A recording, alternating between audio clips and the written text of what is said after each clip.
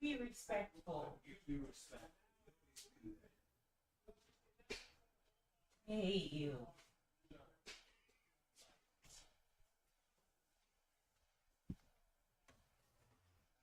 Leaving out a little bit.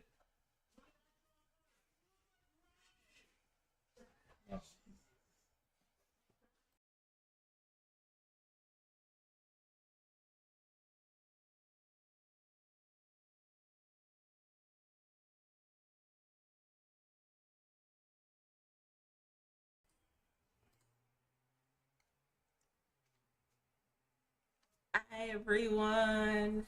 Hello. Hello, hello. Hi, everybody. I hope we're doing good today.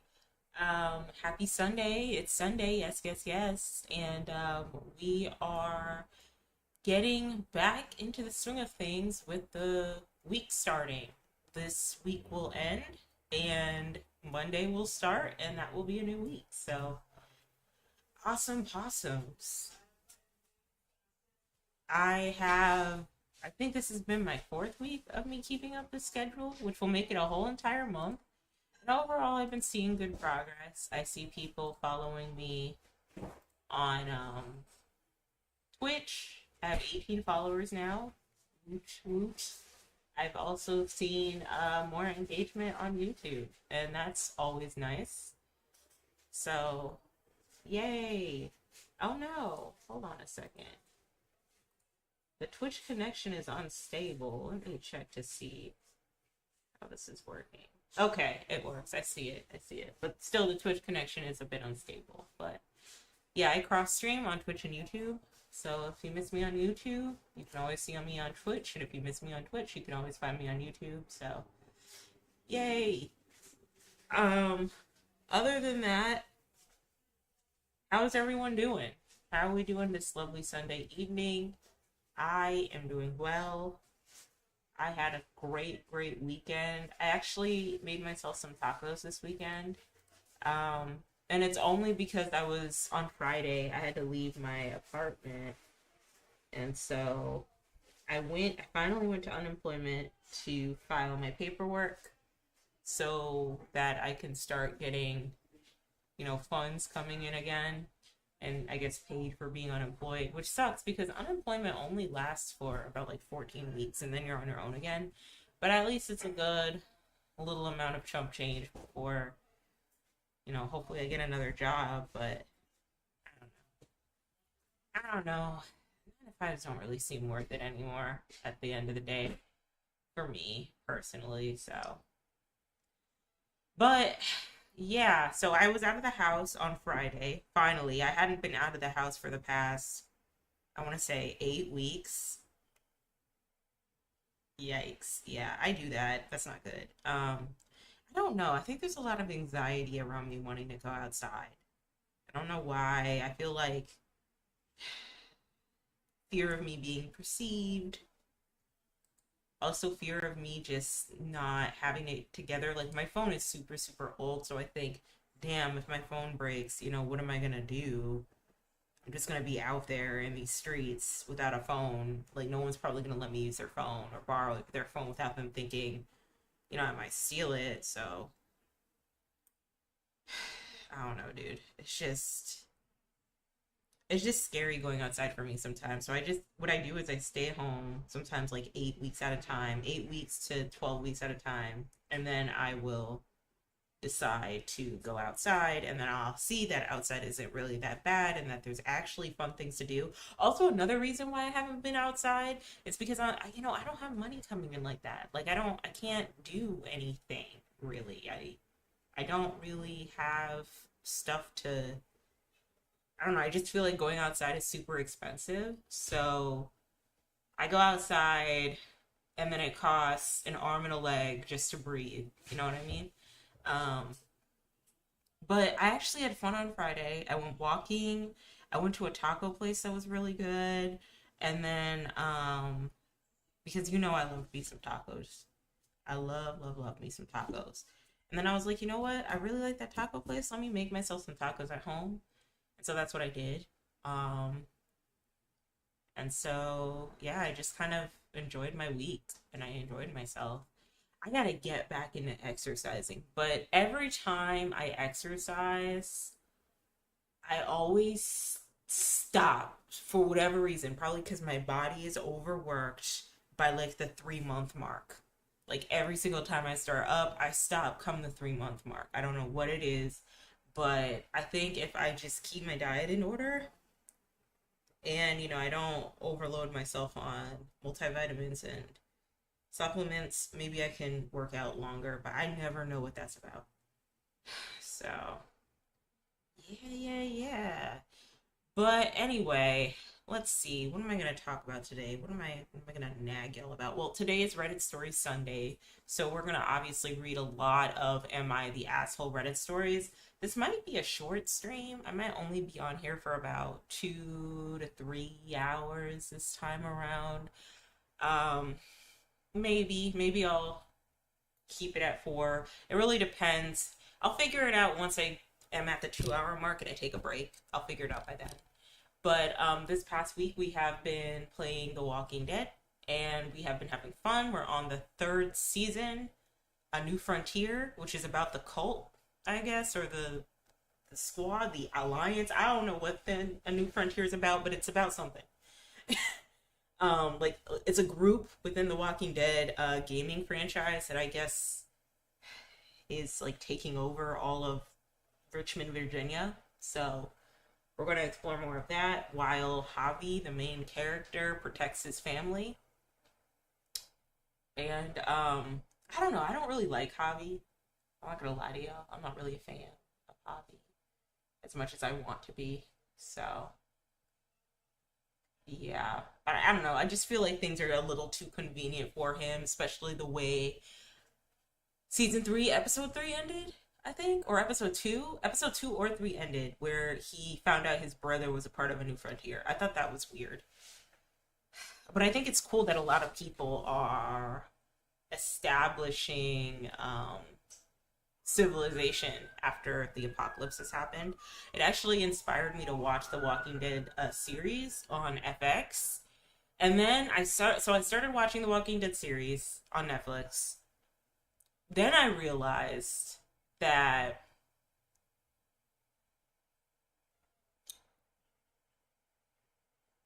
the series is about 11 seasons long. Then I weeded through each of the seasons to see how many episodes it is, because sometimes it could be like 8 or 5 seasons and only like, you know, 8 episodes long, which that's not that bad. Or maybe it's like 5 seasons and maybe like 20 episodes long. That's not bad either. Or maybe it's 12 seasons and it's only 5 episodes long, right? But in this case, it's 11 seasons long, a healthy like 20 some odd episodes, all 1 hour long each. And so I thought about that and I was like, I cannot get into this. At this point, it's a soap opera. It is not a zombie apocalypse. In my mind, I was thinking, does a zombie apocalypse really need 11 seasons?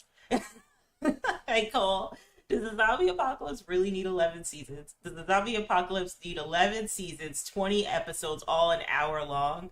Yes, a full-time job. God damn. I feel like I'm watching a soap opera. Like, it's never that serious. At most, a show about a zombie apocalypse only needs about maybe like 4 seasons, all right? All maybe like 20 episodes long. 20 episodes no longer than 40 minutes. And you can tell all the story you need to. No, not even 20 episodes. 4 seasons. 11 episodes long. Anywhere between 40 to an hour long. And by season 4, episode 11, you will understand, everything will be wrapped up. Not realistic for anyone to live that long. Exactly. Now, and then after you do that season of The Walking Dead, right? Then maybe you have a spin-off show. Kind of like The Boys. Because The Boys is wrapping up after their 5th season. And the spin-off is going to take over Gen V. Which I'd argue Gen V already is a little bit better than The Boys. The last season of The Boys, I wasn't really that big of a fan. I felt like they were kind of preaching at me a little too much. Like preaching at me way, way, way too much. So, yeah, I don't know. I don't know if I could get into The Walking Dead. Like, I watched the first 10 minutes and I was just like, mm,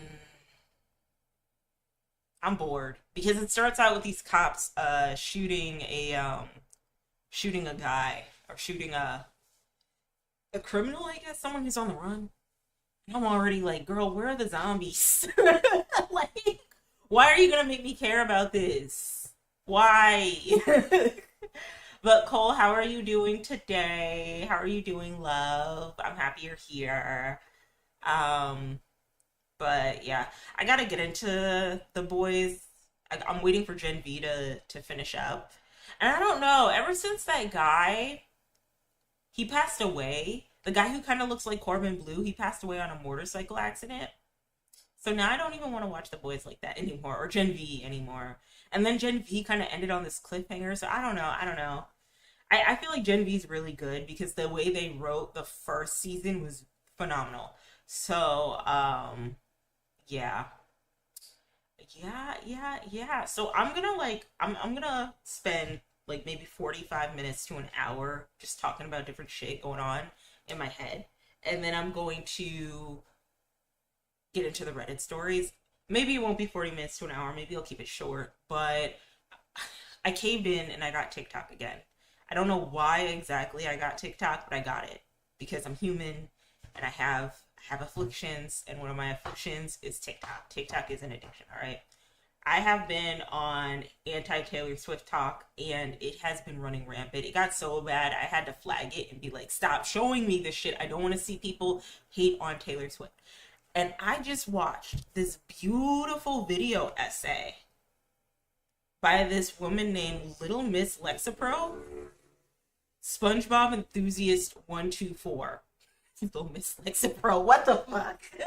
But it's SpongeBob Enthusiast 124, which already I fuck with the SpongeBob Enthusiast heavily. And I'll just show it to you on my phone. But let's see. This girl here did a phenomenal job, like dismantling the whole brand of Taylor Swift. I've been on a tangent, crazy. I even am in my group chats with my friends who don't give two shits. My friends who have children and are probably employed. And I'm like, yo, Taylor Swift's album sucks. And I think maybe that's like the point of Taylor's brand, maybe. But I've always ran on this notion that when you coddle individuals who are not talented and are just running on mediocrity, and then you let them take up spaces of truly talented individuals, by default, you completely destroy the industry that they are in entirely. Because now you introduce this new generation of individuals to be completely okay with mediocrity. So I'm not going to spend too much time talking about Taylor Swift because, like, I can't, I don't want to give this woman my energy. But what I will say is I get very, very annoyed when I see artists that are super, super talented at what they do not get the respect, not get the honor, not get the accolades that they deserve, because shit like this happens. Drake has been able to stand on this too. I wouldn't say Drake is mediocre, but he's been able to commodify hip hop in a way where uh the integrity of what hip hop stands for has been watered down to, like, I don't want to talk about politics. I just want to have a good time and dance. Which is why You're Not Like Us happened. Like the Kendrick v. Drake beef happened, and that they took Drake off the pedestal. One thing I will say about Drake though is that his hits are way, way better than Taylor's. Like, hands down. Even when I wasn't listening to him in high school, I remember when The Motto came out, and then I remember in college when Scorpio came out, and just like, I've always been an advocate for being able to write a good pop song or just a catchy song in general. You can't just have a bunch of word salad and throw it in a song. You have to make sure that the melody captures the words, which captures like the phrasing and how you're able to say something and how it has a melody. I guess a good example is that one line in Blind by SZA where she's like, you're still playing the pick me and I'm still taking the plan B. Like that's that like out of context me saying that is like, okay, that's weird. Like why would you say that, right? But then when you attach the melody to it and the overall message of the song, it's like, wow, no, really, you are still playing the pick me and I'm actually taking the plan B, bitch. We're like, no, like we're in the same boat with this one nigga, like, you know what I mean? So that's what I mean by like, just because you're a good lyricist doesn't mean that you can always make a good song. Okay. Um, and I will argue that Drake has much better songs than Taylor has ever had. But I also am annoyed because I feel like since newer generations of folks are latching onto how relatable they find an artist, it's hard for truly talented artists to like shine a light and to be famous. Like I look at like Sabrina Carpenter's career pre Taylor, right? And like she was fun, like people were rocking with her. She was okay, but like people like it was always just kind of like a behind the scenes in the background type of like I'd hear her every so often. People were like, she's probably going to be the next Ariana Grande. Um, Later generations of the later fans of the younger fans of the later Disney Channel DCOM generations were like, she's probably going to be like an Ariana Grande. I never really saw that in her until she like copped Ari's whole entire swag from the short and sweet era and the nonsense era a little bit. But then it was until she was like up under Taylor Swift's wing that I started seeing everybody like obsessed over her in the way that they did. And like it worked and it was perfect and like everyone was like in love with this girl. Um and you know, Sabrina Carpenter is talented. I'm not gonna say that she isn't. She's not the strongest singer, but she's a really good performer. And she can hold a note well. And I feel like she gives me work ethic vibes that like if she keeps working at it, she'll probably sound better. I don't think she's gonna be like a great vocalist like a Christina Aguilera or an Ariana Grande, no. But I think that she will be able to cement herself. But it like she didn't truly like get the cementation until she was under Taylor's wing, which I thought was weird. Um, but I don't know, girl. I didn't. Okay, so this is what I want to talk about. I didn't know that in Life of a Showgirl, the song "Opalite" was making that was the song that was making jabs at Kayla Nicole, and then throughout that whole entire song, Taylor like and you know the Swifties are saying you're reading too much into it, but like that's the point of like Taylor Swift's brand, right? Like because she isn't a strong performer, because she isn't a strong singer, because she quite quiet as kept isn't that great of a songwriter. Like the Swifties will always lean on she's songwriting is good. You just have to see the Easter eggs. You have to hear the story. You have to understand it, right? So she can shit on a beat, and they'll be like Easter eggs, songwriting, So anyway, I didn't know that the song "Opalite" was her making jabs at Kayla Nicole, Travis Kelsey's ex, which already is embarrassing. Like you've lost the fight. You've lost the fight if you're even acknowledging his ex. Okay, like you lost. Big L. Big L. Okay? Like, sorry. Um, but she's comparing like the stones opalite and onyx to each other. And onyx almost like as this you don't want to get with onyx. Onyx sucks. You want to be with the opalite, the light. And people are realizing that she's positioning herself as opalite and she's positioning Kayla Nicole as onyx. Onyx is it onyx? Some black stone. So basically, she's comparing Kayla Nicole to a black stone, herself to this white fluorescent stone that's better because white is all right. And then at the very end of the song, she's making jabs at like Megan, I'm not a bad bitch, and I I'm not a bad bitch and this isn't savage, you know what I mean? And it's just very weird. And I'm trying to figure out why her team thought it was okay for her to green light this. Why didn't her team pull her aside and say, no, no, no, no, no, this isn't it? Um, yeah. And I think that in and of itself, like I could care less about like the merch potentially having like fascist undertones. I could care less, right? I think what really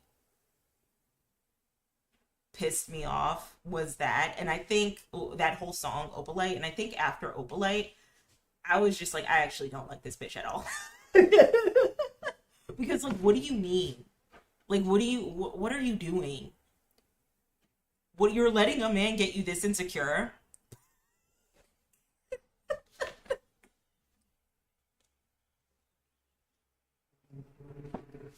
You're letting a man get you this insecure. And I don't even think it's like the whole Kayla Nicole situation. I think it is apparently like all of her exes, a good chunk of them are now dating or in loving relationships with black women. I also think the comparisons of her to Beyonce that her team and herself has constantly shoehorned her into conversations between her and Beyonce that should not happen. Ever since Kanye got up there and said Beyonce had the best album of all time, blah blah blah, like I think it's just like this insecurity that she has. Like she's intimidated by black women. And that's weird. That's weird. I don't think the Travis Kelsey thing is going to be the best move for her. I don't think she's going to. I don't think it's going to work in her favor. I think at best she might be able to. Because she's engaged to this man. At best, maybe she will be able to, you know, pick up popularity amongst a bunch of the MAGA moms, right? And the trad wives. And at worst, that man brings her down horrendously. I'm talking smears her left and right in the name of public opinion, because we know how public opinion works based off of like contextual evidence of what actually happened. That man tears her down, drags her by her golden locks through the swaying of public opinion, and she never be seen as the all-American sweetheart that we once knew her as. Either way, it's just not a good look for her. Again, I hope we signed a prenup. If anything, a prenup was signed. Um, yeah, also it's just weird how many people are just bending a knee to the current social climate right now. It's terrifying. We're 5 years into this, so my prediction is maybe in like the next 5 years, best case scenario, everyone just sways left again. Worst case scenario is it like the brainwashing and the propaganda works so well that everyone's perfectly okay with like this hyper conservative nonsense and that we're all on board with it. But yeah, it's just weird. It's just like I don't to be that insecure. Like you can't even make a genuine like heart to heart song about like damn I'm never gonna be his ex, which like a lot of girls kind of feel like sometimes. No, it's he picked me. Ha, I'm Opalite and you're Onyx, icky black girl. Like what? Like okay, okay. Was it Opalite or was it Onyx? What did she compare? God, I don't want to. I don't want to ruin my I don't want to ruin my algorithm. Hold on, I gotta check.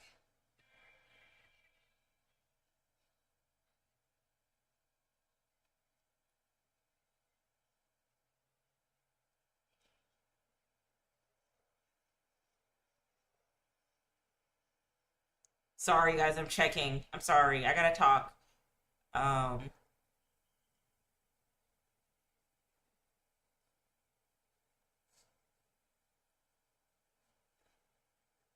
Okay, she compared Kayla Nicole to something, but this is embarrassing. Like, I don't know. This is like this might not end well as she thinks. And like Travis likes black women. Look, he likes black women. Okay. Like, I don't know. From a marketing standpoint, I wouldn't, like, just myself, right? I'm not gonna date somebody who is into white girls. I'm not gonna be their project. Why would, like, you date somebody who is into the complete opposite of you? Like, the fuck? But I don't know. I don't know. So that's one thing that was on my mind. Um, Definitely read Little Miss Lexaprose, or listen to Little Miss Lexaprose a video essay on YouTube or on TikTok, or also known as SpongeBob Enthusiast 124. Very well done. Very well done. Encapsulates exactly how I've been feeling for a while. What else do I want to talk about? Okay, so. Um, there's a woman on TikTok. There's a couple women on TikTok. First woman on TikTok, posted some videos of her and I guess her now ex-husband at a cruise, and her basically saying that he did not care about that he didn't care about any of her interests on the cruise. Like, she filmed the two of them on a cruise together, and she's like dancing, and he's just like rolling his eyes like, God, why am I here? I hate it here. You know what I mean? And she's just dancing, having a good time. And then later it comes out that I guess he had cheated on her with her best friend, which, what? Talk about the betrayal. She goes on TikTok live in her wedding dress, drinking a lot of alcohol. So she's under the influence. It comes out that he took her babies away from her. So he called CPS on her. So I'm laughing because it is just like, what the, like, you have to be a new, like, you have to be some type of evil to be on the time that her husband is, okay? So let me, like, map it out for you, okay? Woman on TikTok finds out that husband has cheated on her with best friend. Okay. So this is the big, like, scenario that has happened. Woman on TikTok finds out that husband has cheated on her with best friend. So, not only does she find out that he cheated. Oh, did I do this wrong? I might have. Oh, well. So he cheated, right?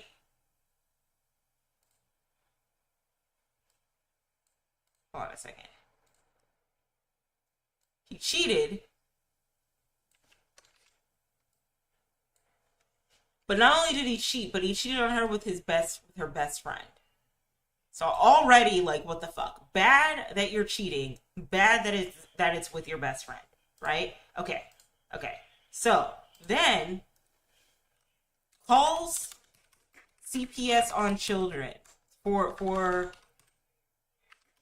on wife to get children. So already, right? We got cheated, bad. Cheating, bad. That's awful. Okay? Cheating with her best friend, that's terrible, right? Call CPS on wife. So you're putting the government in this, the officials in this. So you call CPS on her, and then you go and you get the children. So now currently, or I guess these past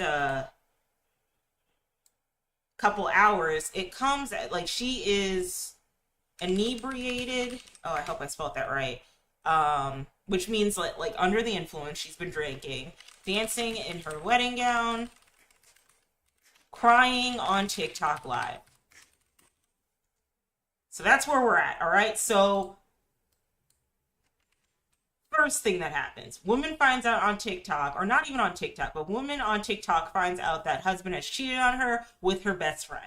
Cheated best friend. Two things very wrong. Should not do. Then husband calls CPS. Third thing that you probably shouldn't do, on wife to get the children. Fourth thing, So you cheated on her with her best friend, put the law in between y'all just to get the children. So you stripped everything away from her. All four things. I'd like to wonder, like, where are the kids going? Like, if you called CPS on the kids, where are those kids? Did you pick up the kids, father?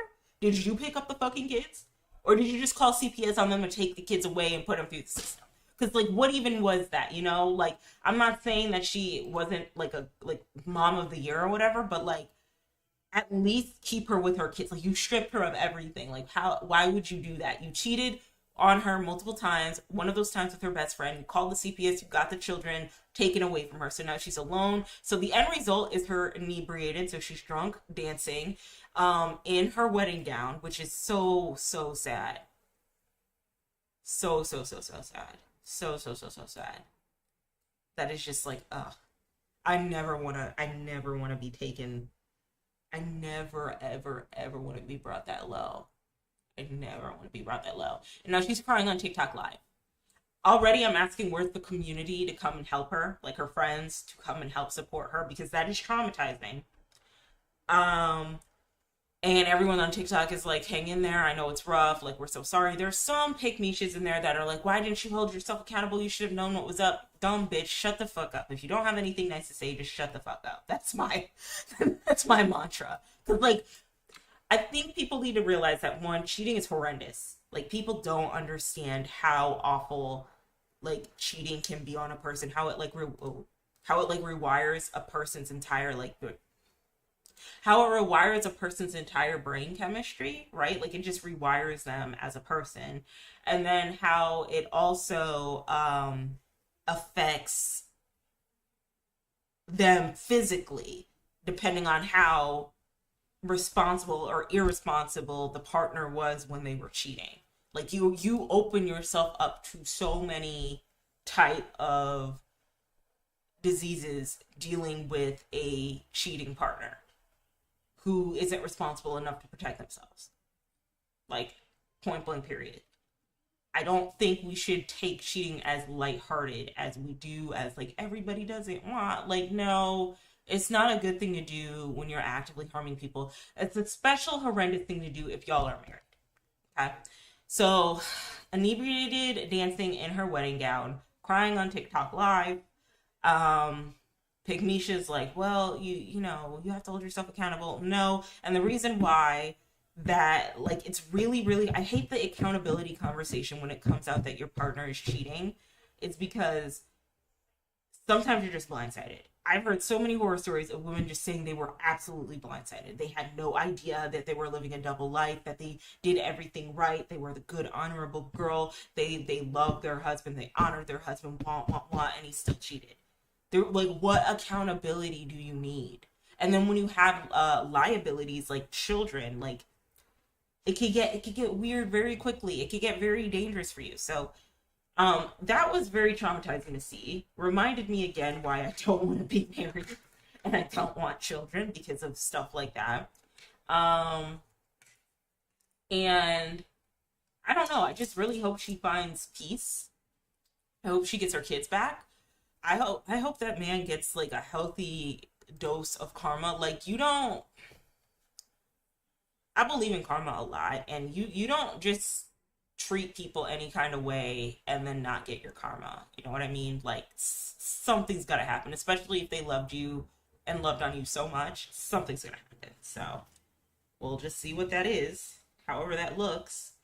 So there was that. Then there was another TikTok drama that happened where a girl was door dashing and she filmed a man half naked on his couch and said that he essayed her. And I've seen a lot of people say, okay, but the door was open. Like, his door was cracked open. He had his pants off. Why are you filming him and posting it on TikTok? And then I've heard people say, we're not going to act like men haven't been indecent in front of women before, and he should have he knew what type of woman, that a woman was going to deliver his food, and you know, he should have known better and he should have covered up and want. Other people are saying that the directions clearly said leave the food at the porch, and she left. She didn't do that. She left the, I guess she left the food at the porch and then proceeded to film him open the door. I don't know. I don't know. I don't know. I don't know. I don't know.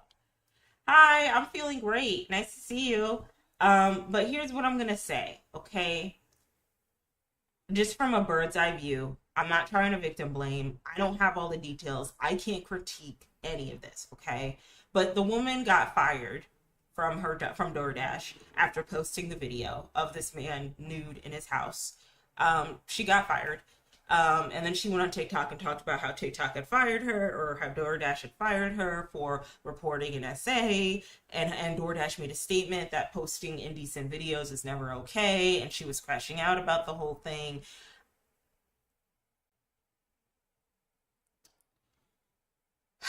This might be an unpopular opinion, folks, and I don't have all the details, so my opinion might change. But for what I know right now, not everything is meant for the internet. Okay. Not everything is meant to go online. If there an essay actually happened, I know the cops won't do much, and I'm not saying go to the cops, but I'm also not saying going to TikTok and letting public opinion make a choice would help either. I just don't, because now here's the thing. DoorDash is going to take it down and remove you from your job because you posted a picture of a man indecent in his house.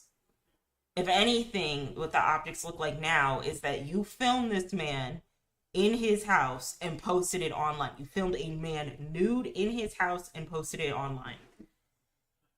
That doesn't look good on your end, even if he did do something. Like, that was probably not something you should have done, but I know having that take gets into very victim blamey territory, and it should always be, you know, why did the perpetrator do said thing? However, from the details that I've gotten about the whole DoorDash story, it seems like the essay occurred when he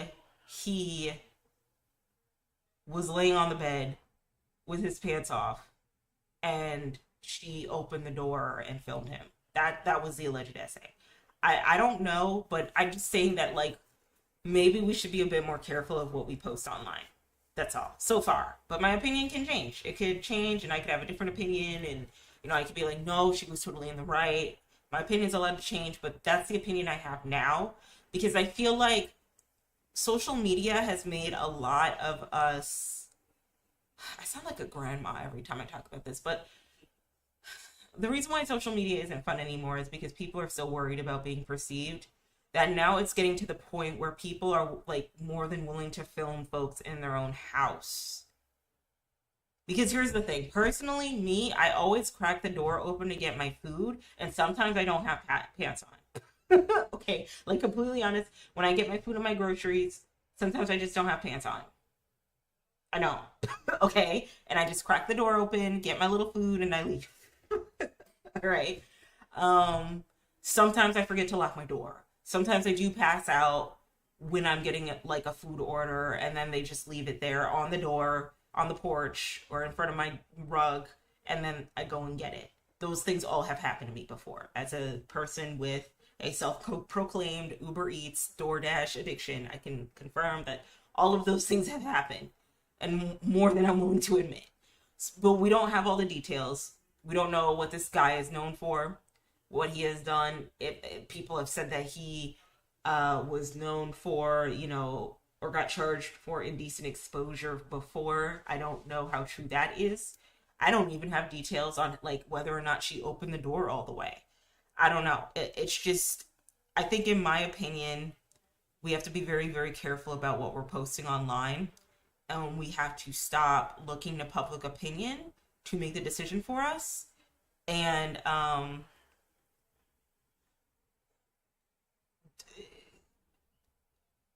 get the authorities involved if it's really that bad. And again, that's victim blaming.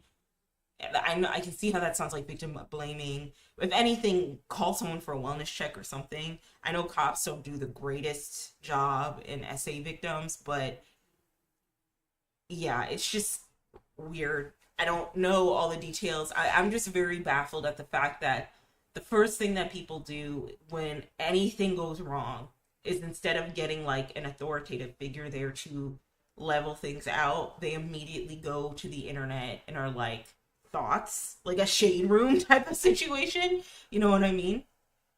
Which is never good. Um, Not everything needs to be online. People overshare way too much online. I don't need to hear about another girl's trip gone wrong. I really don't.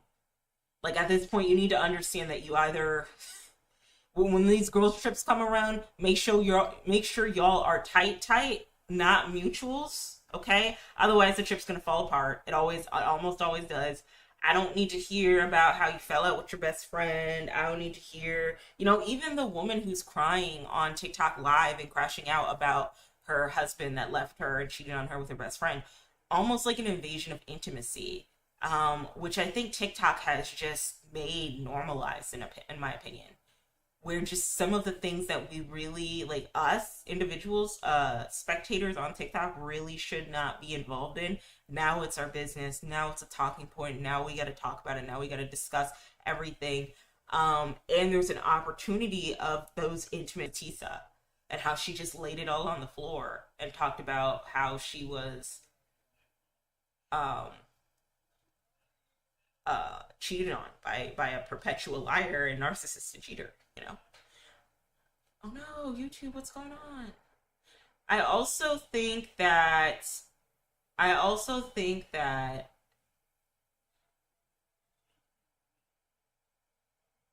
we use the word narcissism too much. We do. Which convinced me that we're all narcissists, or we're all using weaponizing therapy speak. Because not everybody, like, I feel like narcissism and neurodivergent are the number one words that, like, millennials and Gen Z have taken up to using. Um, so there's that. I also found out that there's such a thing as being a performative weird person. Like, if you're weird, right, you have to make sure you're not being performative weird. Which, back in my day, I think it was called, like, a poser, I guess. I don't know. But then when I ask, okay, so then, like, what's weird? Like, what's weird culture? Or, like what would you consider weird core, It would be very different and subjective to, like, different types of people. You know what I mean? Like, I would argue I'm a fucking weirdo, but some people would be like, oh, you're basic. And I don't care, but that's very unique to you. But since when, like, how do we gauge performative weirdness? Like, how do you gauge weirdness as performative? Like, what is the thing that you do? I hear a lot of people talk about how nobody has a personality anymore. Like, they all steal their personality from, like, the internet. And, like, like, that's not new. Like, we all are influenced by the internet. And yeah, we all take our personalities from things that make us laugh. I used to reference memes all the time when I was younger. Not so much anymore. Um, but I don't know. I feel like a lot of us outthink or try to overdo it sometimes with the authenticity conversation. Like, it really is just about being yourself.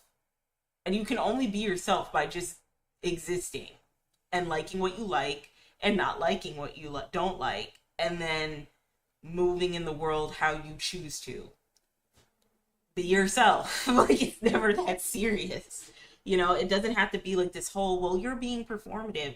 I heard that, like, reading books in public is performative. Like, is it performative to read books in public, or is it performative to have, like, 20 different versions of the same book? Like, which one's more performative? And I'm like, why does it matter?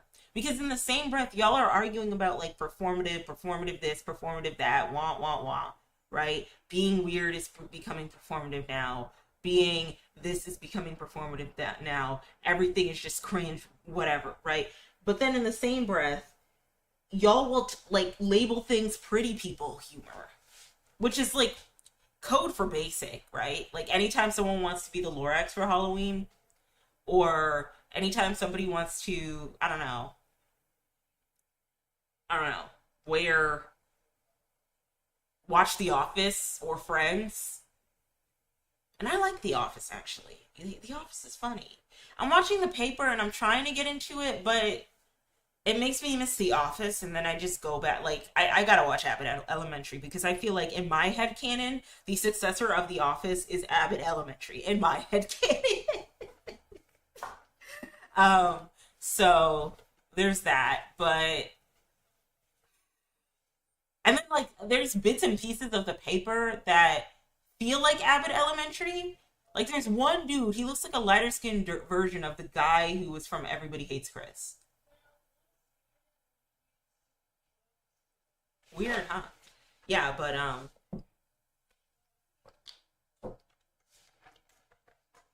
like y'all will snub people for wanting to be weird by calling them performative and doing too much. And then y'all will also snub people who like Crumble Cookie, Love Island, Taco Bell, watching The Office, and cosplaying the Lorax for Halloween by calling them pretty humor or basic humor or whatever. Like I think the whole like concept of like who's performative and who's not in and of itself is like a performative notion in my opinion, because like why does it matter? This is just you trying to differentiate between the posers versus the basic people. Like it's not like you're doing the same thing just with more words. Just say what you say it with your chest. You think certain people who get into like niche, hyper niche subculture aesthetics are posers that don't really understand the integrity of the aesthetic, and then you think that people who aren't a part of said aesthetics or subcultures and like things that are more mainstream are basic, and you refusing to call any of those things what they are, but like add these glorified words of performative and pretty people humor. It's you being performative in and of yourself. Like you're being performative by not calling the things what they are. You're worried that people in like alt spaces or weird core spaces are posers, and you're annoyed by people who enjoy things that are mass consumed by everybody. Basic. That's what it is. Stop being performative with the words that you're calling it. Like it's just weird. It's just weird. Okay, and so there's that I wanted to talk about. And then what is the final thing I wanted to discuss? Apparently, childbirth is traumatizing. I don't know if anybody in the audience has had a child, but everyone says that actually having the baby is a very traumatizing experience. And nobody talks about it as much. It's something that all women do, but nobody talks about how traumatizing it is. Nobody talks about how traumatizing postpartum depression can be. Nobody talks about these things. Nobody talks like and I guess my question is, why don't we talk about those things? I don't know. I just no marriage, no kids. No marriage, no kids. No marriage, no kids. What's crazy is that like nobody, like for example, like the way the community just leaves when you have a kid is terrifying. Like I don't know. No marriage, no kids. No marriage, no kids. Okay, so there's that take. Anything else I want to talk about? I think that's it. I think that's all that's on my mind for like fleeting topics that I'll probably put into like a more elaborate, long formed Hey Exes, what's on your mind episode, but just things that are just like zooming in my head that I didn't know about.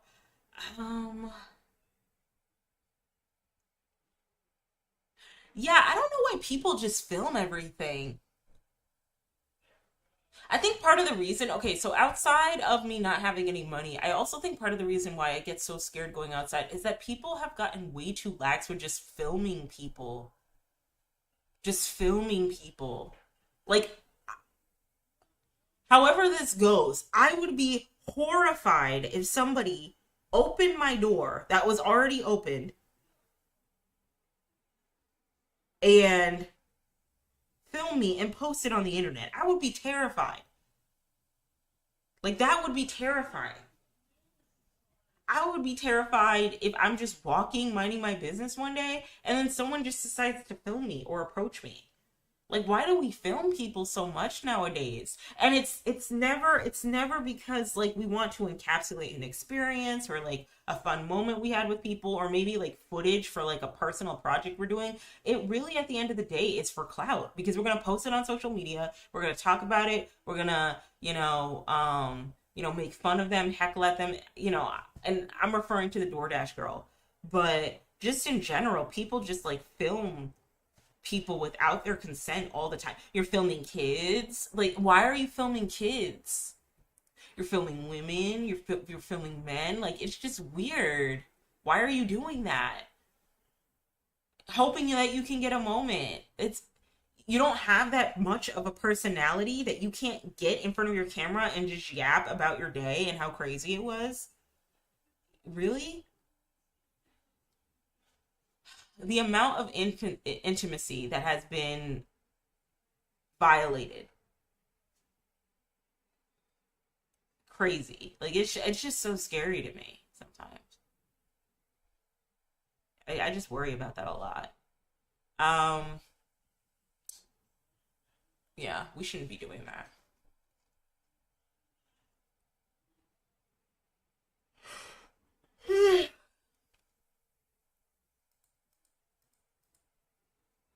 All right, let's get started with Reddit Story Sundays. We're gonna read "Am I the Asshole?" stories, and then we're gonna go from there. All right, so let's read "Am I the Asshole for showing my kids the bills?" This Halloween is gonna suck, guys. I wanted to go to a Halloween party. It was like the sexy anime party. I can't go. It's okay. Am I the asshole for showing my kids the bills? My 48 female friend, 45 female, me, 48 female, and friend, 45 female, have kids around the same age, two teenagers each. Last time I spoke to her, it was before a party we both were going to, that she said her daughter was probably going to make her late to because she was taking a long time in the shower. I told her that my kids used to take showers too until we started showing them the water bill, and at least one of them started taking shorter showers so it wouldn't cost as much. Personally, I don't see showing them as a bad thing because sometimes they do need to see how much they're costing us as parents. My friend responded that I was making them anxious. I thought that was a bit of a leap as I talk about a lot about how much their clothes as I talk about a lot about how much their clothes, food, other wants cost openly, and me and my husband make a pretty good living too, so we started debating about it for a bit until we dropped it. This has been lingering on my mind for a bit, so posting to see if I'm the asshole, yeah, a little bit, yeah, a little bit. Okay. Um, I kind of had parents like this who were always like, save money, this is expensive, this is expensive. And it trickles down into my everyday life right now, right? Because every so often when you hear me talk, I'll be like, oh my God, this is so expensive.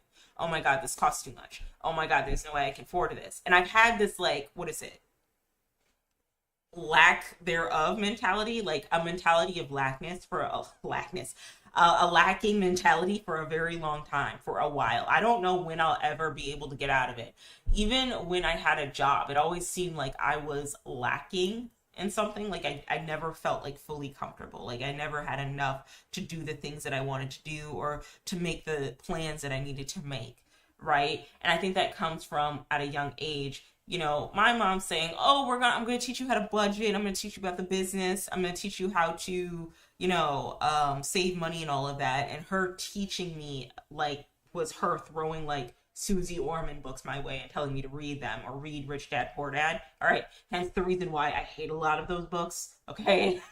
Because that's not teaching your kid the skills they need to understand finances. That's throwing a book at them and expecting them to understand it on their own. There was no teaching that really happened, okay? But there was always a constant nag of, well, that's expensive, that's cheap, that's not affordable, that's expensive, that's cheap, that's not affordable. And so I carry that mentality now. Okay. Where I'm like, oh my God, that's so expensive. Oh my God, I can't afford this. Oh my God, I can't afford that. Wah, wah. You know what I mean? I think it does instill some type of anxiousness into your kids when you're letting them know how much everything costs, because you're putting the burden, in my opinion, on them to be aware of something that, one, is your responsibility as a parent, and two, they did not ask to be a part of. You decided to have those children. They didn't like leap in the womb one day, like kid A wasn't in this, like one half of the kid wasn't in your husband's sperm, and then the other half of the kid was like in your womb, and like make y'all come together to do to have them. Like, no, like you know what I mean? Like the sperm of the kid wasn't in the husband, coercing the husband to go and release inside of you to have this kid. I don't think that's fair to put that type of pressure on kids when they don't ask to be here, in my opinion. That's the opinion I have. Otherwise, you wouldn't have had the kid to begin with, and then things would be a lot cheaper, and then you wouldn't have to worry about how much the water bill is. That is my opinion. Let's see what other people say. Not the asshole. Kids need to learn the value of money. They need to learn how to budget. They need to become self-sufficient adults, but they also need love and kindness. So as long as your delivery was kind and to educate, you're all good. Okay. This is the answer. Teens need to be educated about finances so they'll know how to function when they grow up. It's that simple. So long as you're not guilt tripping them about how much each little thing costs, not the asshole. Yeah, so I think it is important that you teach teens the value of money, but like you sit them down and teach them the value of money. I think what this parent is doing well, even though I still kind of think it's a little assholey to do, to be fair, the friend said that she was making them anxious. The friend never said that, like no one ever said that the kids actually came out and said that they were anxious. However, I think what would have been helpful is if if she's sitting the kids down, going over the budget for the month, and like having the kids understand like the value of money, and it's just like an educational, like, hey, so this is how much we spend on water, this is how much the light bill is, this is how much everything is around the house. Maybe even teaching them skills like, here's how we pay bills, here's how we pay phone bills, not to make them anxious about how much these things cost, but just to educate them on how to do these things when they eventually get older. Because I never had that knowledge growing up. I don't even think I knew how to write a check. And again, this is coming from a mother who was like, oh, I'm going to teach you the value of finances. Like, you didn't teach me anything. You told me to read books and have at it. Like, hello? So it's not only about money. Don't forget overconsumption and wasting resources. Just because you can afford it doesn't mean you should consume more. Okay, so this person's coming from an overconsumption standpoint and purchasing things out of, I guess, of necessity and not so much out of want. So that's fine. Though I do think it's okay for people to just kind of enjoy things that they like. Like, I have a Bratz doll collection. I'm not ashamed of that. Someone else might have a Funko Pop collection. Like, I think there's a balance, in my opinion. I'm not sure, to be honest. As a kid, you might feel like a burden to your parents, so seeing the bill might worsen their self-esteem, but it can also teach them the value of money. Yeah, that's where I'm coming from, too, because I always did feel like a burden, like I was in the way. And that's not fair to kids, so I can see where they're coming from. I think it depends on the wording. If it's, look how much you're costing me, if I didn't have you, I could afford nice stuff, that's bad, obviously. But you can also phrase it in terms of, our household has a certain amount of money available, so let's talk about how we can budget it so that we can afford things that we would like to have. Yeah, this is a better way to put it. If I had kids, which I don't, and I don't want, this would be the way that I'd like to do things, or I'd like to run things. Like, hey, things cost money here. We have a budget. Let me acknowledge, like, sit you down, go over the budget, go over how much everything is, and go over how much money we do have so that you're aware. just so you know how this works. So you're not over here thinking money comes from trees, you know? So, but money does technically come from trees because it's paper. Not the asshole. You know what will make your kids really anxious? When in a few years they will inevitably be thrown into the real world with absolutely no concept of budgeting, time management, and personal responsibility. Okay, that's true. That's fair. That's fair. Again, I think I'm coming from it from a standpoint of if you're just yapping at your kid like this is expensive, you can't have it, then that's not going to be conducive for your kid. But if you're like sitting your kid down and you're like, hey, this is how much everything costs, just so you're aware. Like, do with that information what you will, but I'm just sitting you down to teach you about budgeting and the value of money and all that. I think that could be a very educational, learning experience. I also think that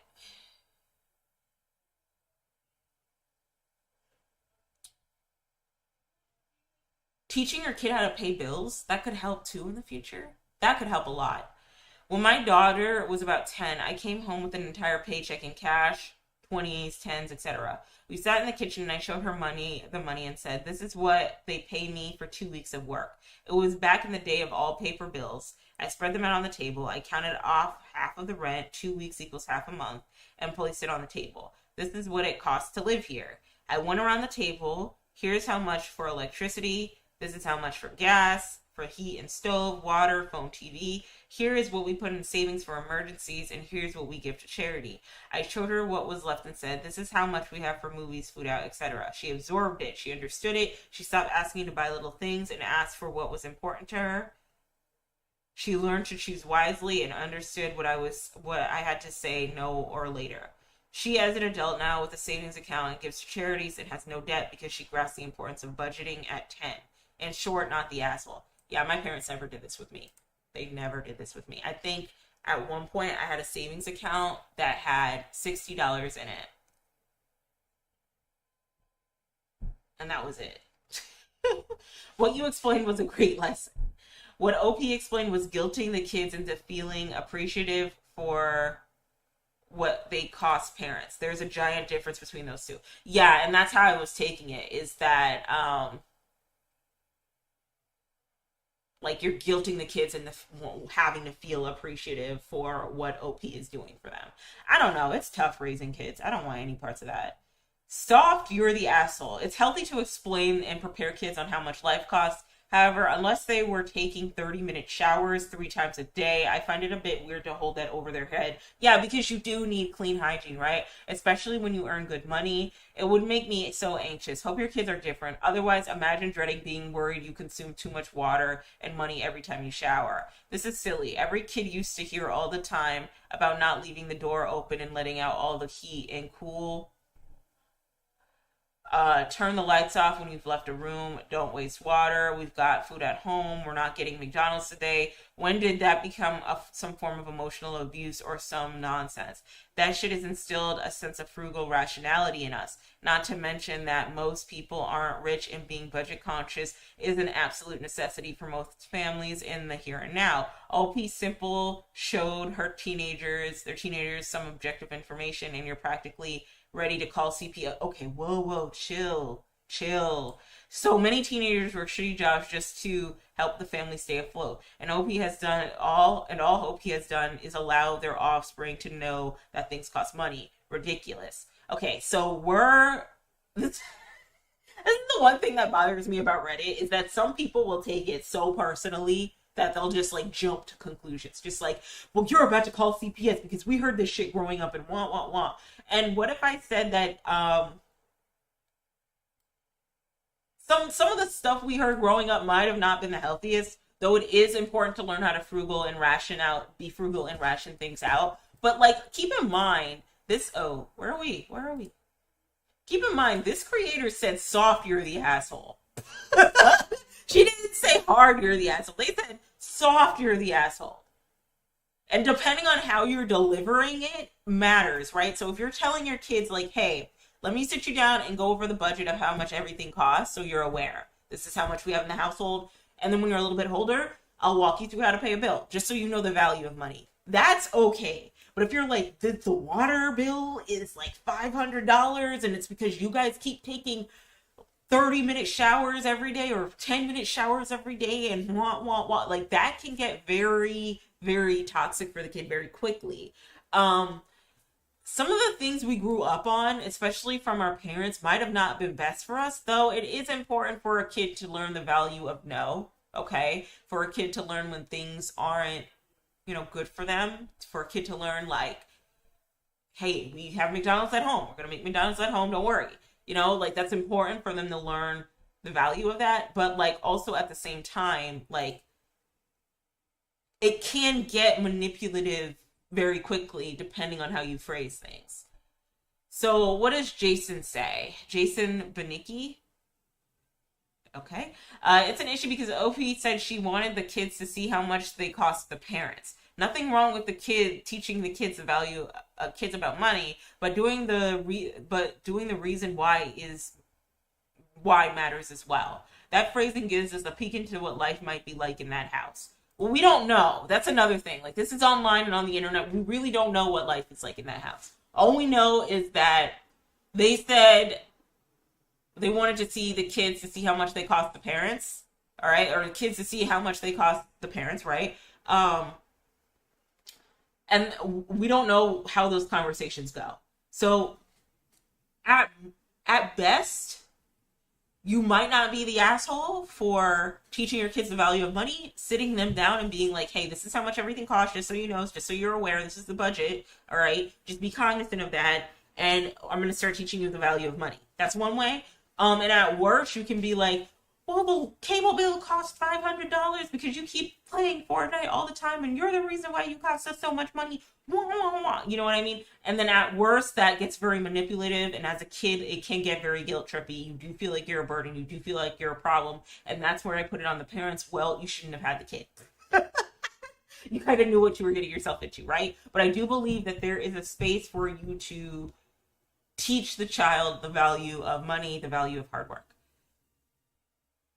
I mean, it really depends on how you say it. Look at how much we were burdening the family. We could have been so much happier if we didn't have you. Then why did you have the kid? It's different than be mindful of the bill and shower within a reasonable time. We have to stay within our budget. Yeah.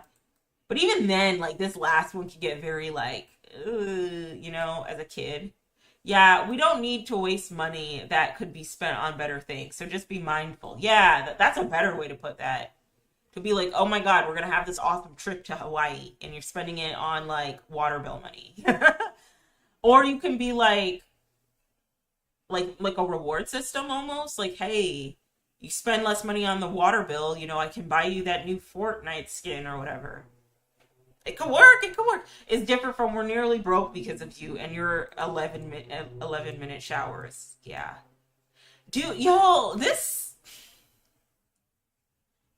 We should not be having kids.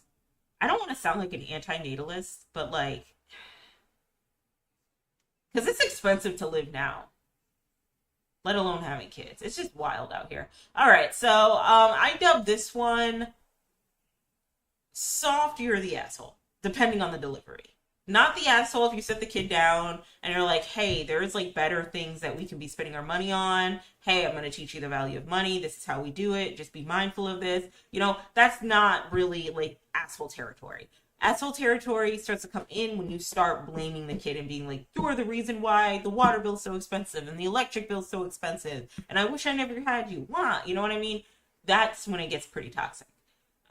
So yeah. Am I the asshole for not letting the neighborhood kids play my... I don't want to read that.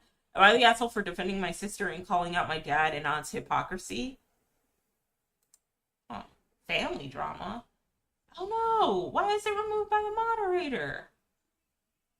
Oh, auto moderator?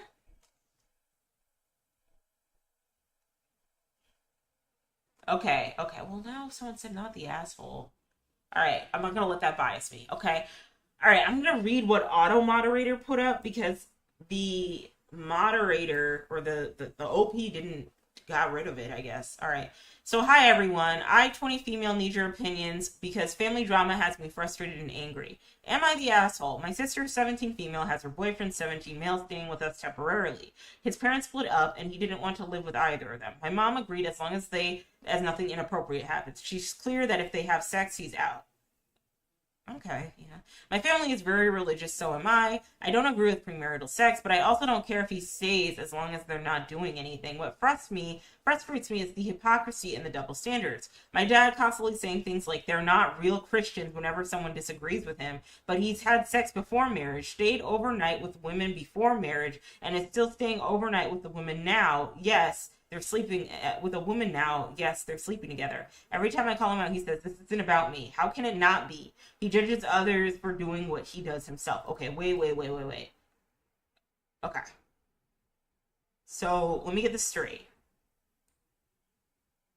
Okay, let's just keep reading. Okay, so you are 20 years old. You are a Christian. You have a sister who's 17. You have a boyfriend. Your sister is 17 years old as well. They're staying with you temporarily because his parents split up. The mom agreed that he could stay with them as long as nothing inappropriate happens. You don't agree with premarital sex.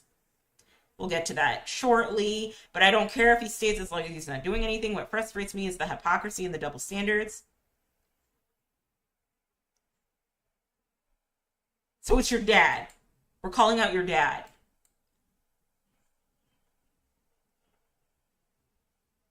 Oh, so your dad is calling them not real Christians because okay, I get it. Okay, sorry guys, I had to get it together. But basically, so far, from what I'm reading, is the dad is calling the younger sister and her boyfriend not real Christians for staying together. But the mom is okay with it as long as they're not having sex. All right. Okay, every time I call him out, this isn't about me. How can it be? He judges others for doing what he does himself. Okay, here we go. My aunt does the same. Her daughter is sexually active and rebellious, yet she tries to make my sister the problem, saying the boyfriend shouldn't stay because they're having sex. Even though she knows that's not happening, I believe it. It's probably not happening. She seems to push this to feel better about her own daughter. She also picks on me, calling me immature and saying that she can't talk to me like an adult. I'm 20, responsible, don't drink or smoke, and feel mature. The only thing she points to is that I watch Miraculous Ladybug, which literally doesn't make me immature. First of all, I can see why the girls can get into Miraculous Ladybug. Okay? Miraculous Ladybug is doing a lot of things right, all right? When French folks get their hands, when the Europeans get their hands on the magical girls, all right? Because Miraculous Ladybug, I think, is from France, right? They do it real good. They do it real good, my love, okay? Modern Girls has a video about Italian magical girls between, like, the battle between Witch, Witch, and Winx Club, all from Italy, all, like, the savuntiest type of magical girls that you've seen, okay? Miraculous Ladybug is right in that category, all right? Don't, not too much on Miraculous Ladybug, okay? I don't watch Miraculous Ladybug, but I know that Miraculous Ladybug is that girl, all right? Anyway, my dad has been posting about me, what? My sister and my mom online, calling us stupid and bad Christians.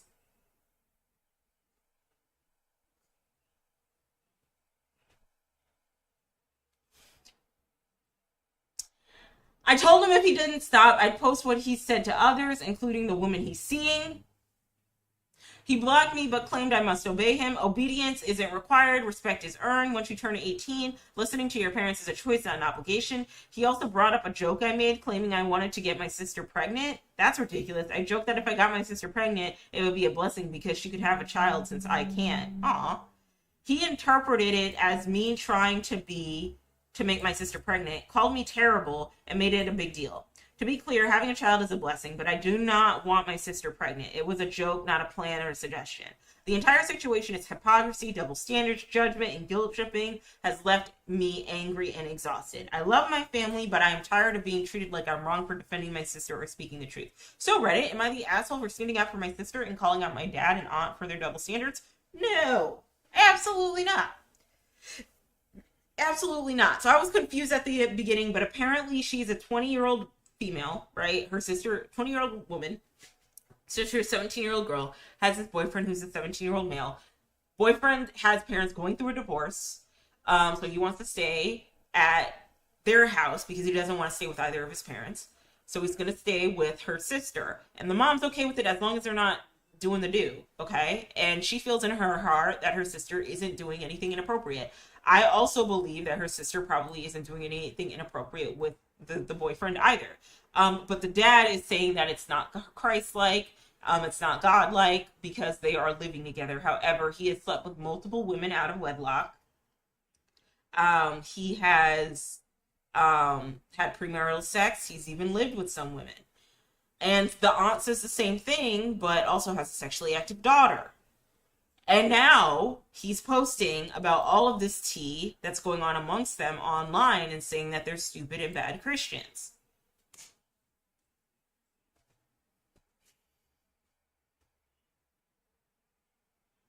This is the reason why she's not the asshole is because I feel like she and her mom and maybe her sister, if her sister is religious, are doing what I guess what the teachings of Christianity tell you to do, which is to love your brother like you'd love yourself, love thy neighbor, not to judge too hard. Like Jesus, what is it? Jesus like sat with laid down with like the homeless folks and prophets and all of that and the sinners and all of that, right? Here's the problem I have with Christians.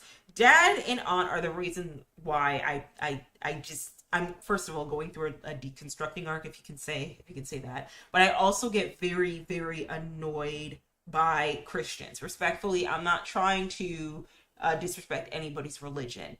It's because outside of the Bible being flipped, reinterpreted, redone, and rewritten several times throughout centuries of its history being on this planet, right? Outside of that, outside of it being misinterpreted and weaponized to control people, control marginalized groups, women, children, outside of that, you also see that a lot of Christians don't really practice what they preach and just finger wag at other people.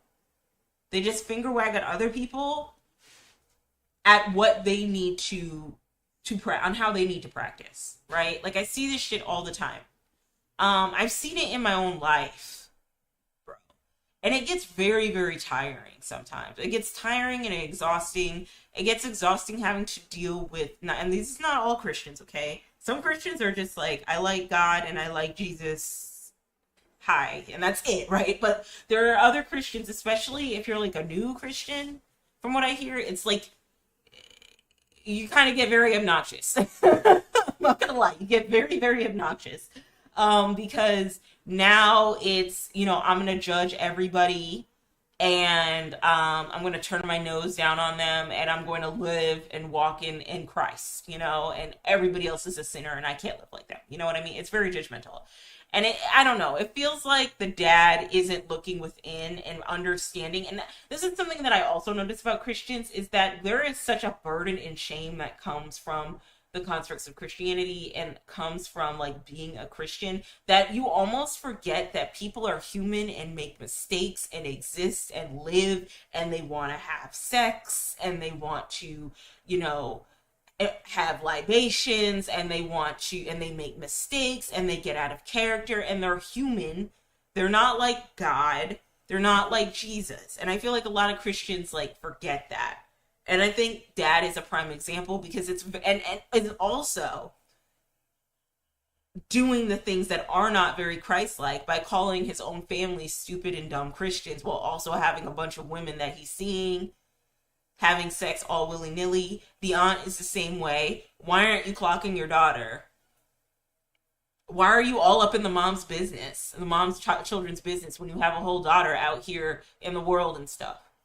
Like, so no, not the asshole. But I will say that Christians are very exhausting to deal with. Not all Christians, but a certain type of Christian is very exhausting to deal with. I've dealt with it in my own family where they demand that you not live your life like a human would, to not live your life as an individual who's probably going to make mistakes, but always live your life as a person being under this microscope of God's watching, and so you have to do everything right. having that mentality or having people over there like constantly like judge and ridicule you all the time literally ruined me as a person and also ruined the relationship I have with a lot of my family. Like, I just don't like this I just don't like this mentality at all, especially coming from a man who isn't even practicing what he preaches. So let's see what they say. Not, I feel like this person's a Satanist. Because of the 666 at the end. Anyway, not the asshole. You're right for calling out their hypocrisy. The reason everyone else is agreeing with him is because they are in the same situation. Unfortunately, and not surprisingly, Christian communities are full of hypocrisy. They are double standards and projection. They do tend to raise rebellious children as the strict authoritarian environment makes teenagers at the height of puberty. Lots of emotions, anger, and non-functioning prefrontal cortex feel oppressed. And so they lash out by acting in a way they know their parents will disapprove of. All that was to say, the people agreeing with your father are probably in the same boat as your sister. They are overcompensating for their own rebellious, promiscuous teen adult children because scolding a random stranger by proxy is easier than confronting the fact that you pushed your child away into the very lifestyle you tried to raise them to avoid. Come on, the other one, 666. Say it louder. All right. Oh no. This doesn't have a lot of. Dang. Not the asshole, but you are arguing with people who refuse to see the reason. Do you live with them? If so, start working towards getting out of their ASAP and set some boundaries on your communication with them. I agree. Yeah, no, you're definitely not the asshole. OP has offered following explanation for why they think they might be the asshole. I think I might be the a-hole because a-hole is because everyone. Why is OP saying they're the a-hole? I think I might be the a-hole because everyone my dad's posted said that it's wrong for them to stay under the same roof when they're young, and everyone else in the comments said that it was wrong, and I don't like. Am I the butthole? Like, did I do something wrong for sticking up for them and saying that it's not wrong? And I need some advice. The issue is that sometimes organized religion turns you into a literal hypocrite. That's the problem. That's the problem. I'm not going to say Christianity. I'm just going to say organized religion because this isn't a Christian problem. It's just an organized religion problem. The more and more you peel back the layers of how manipulative and controlling organized religion is, when you go by a specific rule of teachings that has been reinterpreted for thousands and thousands of years, when you go by like a pastor's teaching who's over here with their hand out asking you to pay for their BMW and their Gucci and their Prada on a Sunday instead of like being a good pastor and preaching the word of God and all that, hypocrisy starts to happen, okay? Everybody under his posts are probably going to side with him because they're his friends, but you are not the asshole for wanting to have your sister and boyfriend live with each other. There's nothing wrong with that. The only thing I'd worry about is if they really do start doing things sexually. Because people need to be protected because we can't support teen marriage. But the amount of shame that this dad is putting on his kids is inappropriate. The amount of shame that the aunt is putting on the kids is inappropriate as well. And it's almost like, look at the speck in your own eye. That was in the Bible. Look at the speck in your own eye before you, or stop picking out the specks in other people's eye without looking at the whole tree in yours or something like that. So I don't think you're the asshole. It's very unfortunate when you are religious and younger and you're trying to like be a good like religious person, because you do feel like you are the problem sometimes. You feel like you're awful and you feel like you're the problem. And it's unfortunate that OP thinks that they're the asshole, but if OP ever comes by this and OP ever sees this and is watching me, I will say hands down, as somebody who used to be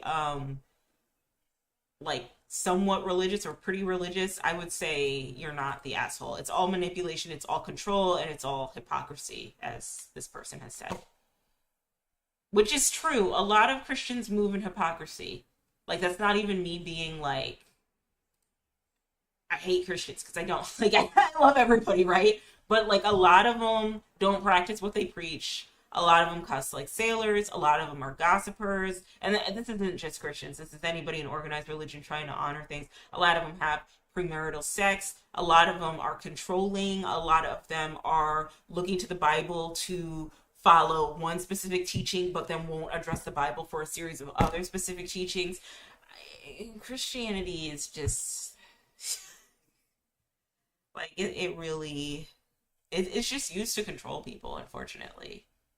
Control and manipulate constantly. Am I the asshole for not welcoming my brother-in-law's new GF into my life? Ooh. Ooh. See this one? For context, my sister recently, 4 months ago, left her husband, my brother-in-law, after years of his alcoholism and cheating. My husband has been friends with my brother-in-law for years. They've only met through my sister and I. My husband has stayed friends with him, though only just because neither of us approve of how he is handling the separation. Brother-in-law has spent months being nasty to my sister and making each step harder than it needed to be. I have not spoken to brother-in-law or spent any time with him since, other than twice when I saw him around town. I was polite and said hi. Ugh. As expected about my sister, both my sister and my brother-in-law have started dating other people. So it looks like they went through a separation or a divorce. He now has a GF of 1 month. Yesterday, he asked if he could bring the new GF to our house so we can get to know each other. I said no. He accused me of being unreasonable and immature. I find the request utterly obnoxious, to tell the truth. Do people really think that's normal to treat my sister poorly, to be separated, and then still want to be a part of the family? No! Does this make me the asshole here? He has only been dating the new person for a month. Am I expected to meet every new girl? No! He's not related to you.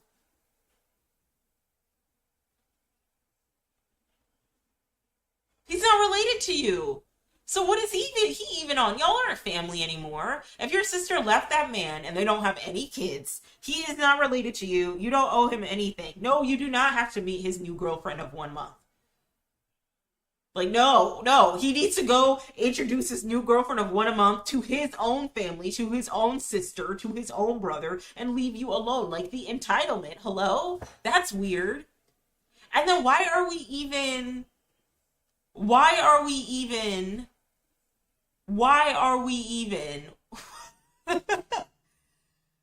considering dating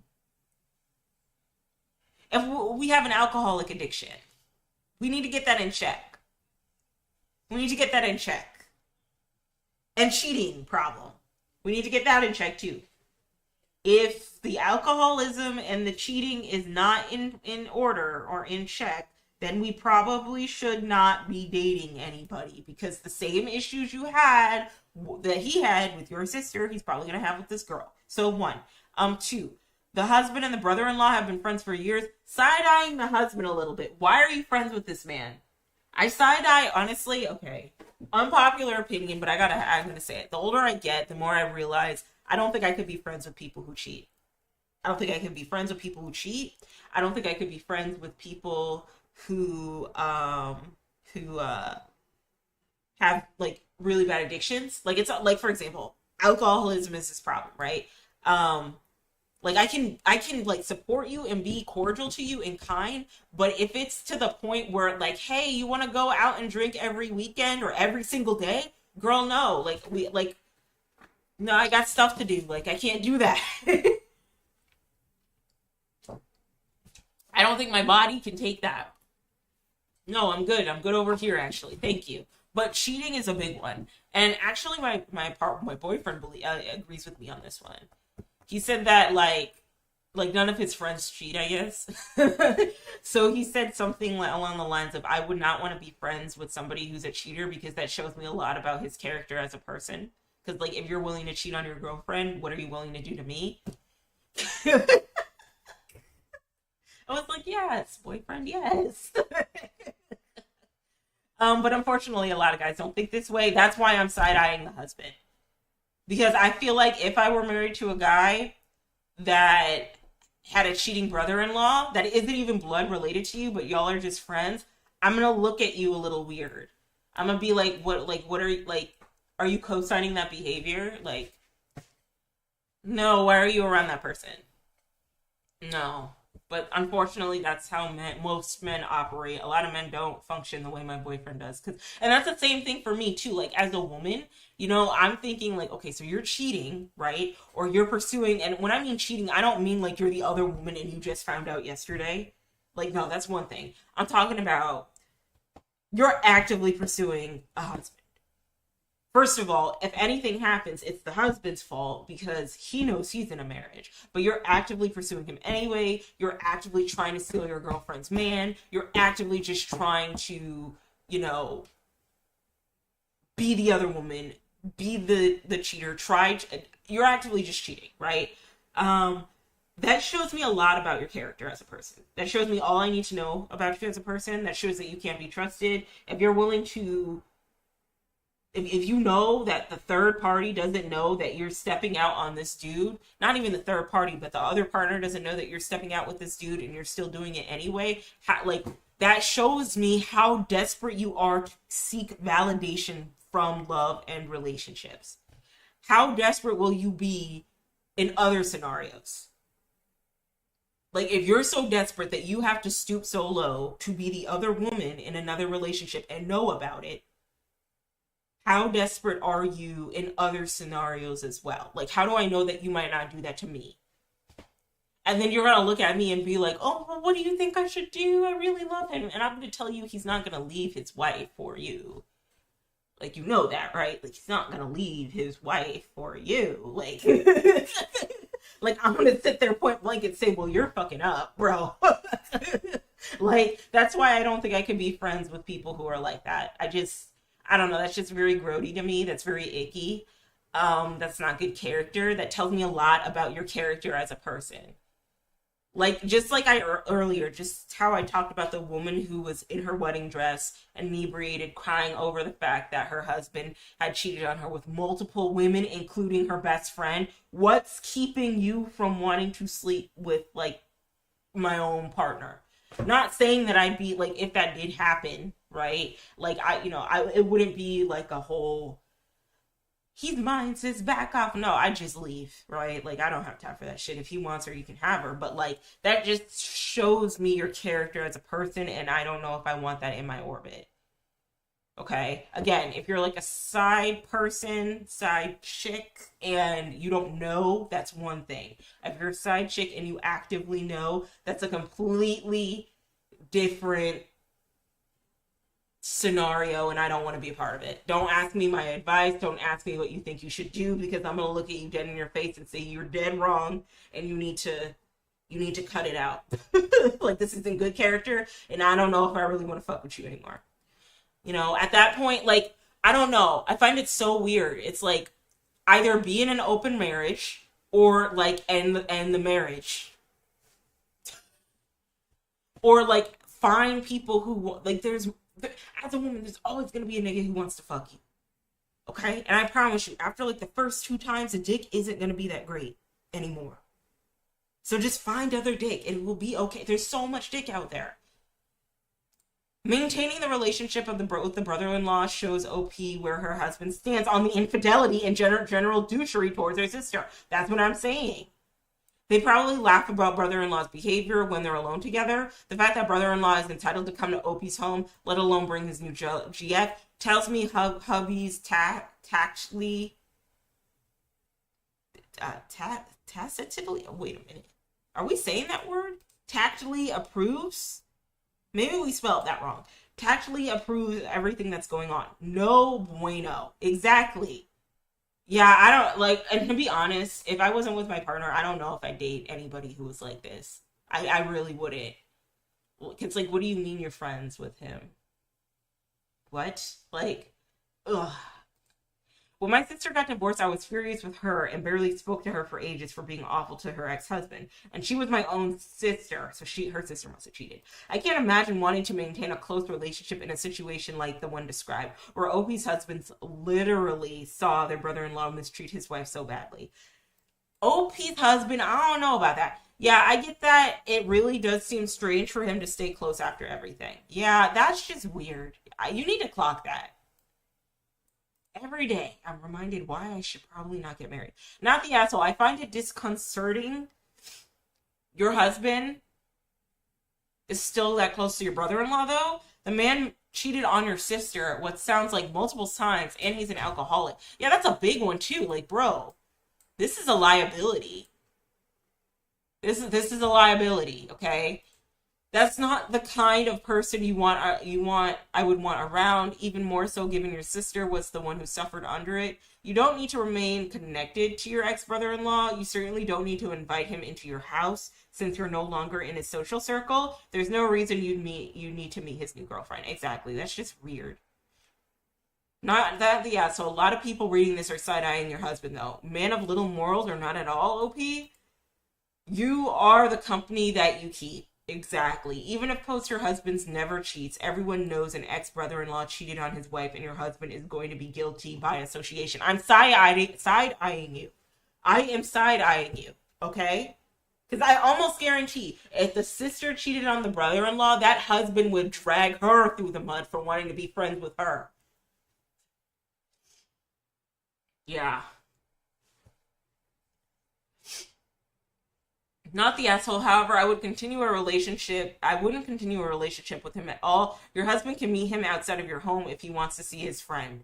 I'm sorry, but like, husband wanting to be friends with someone like that.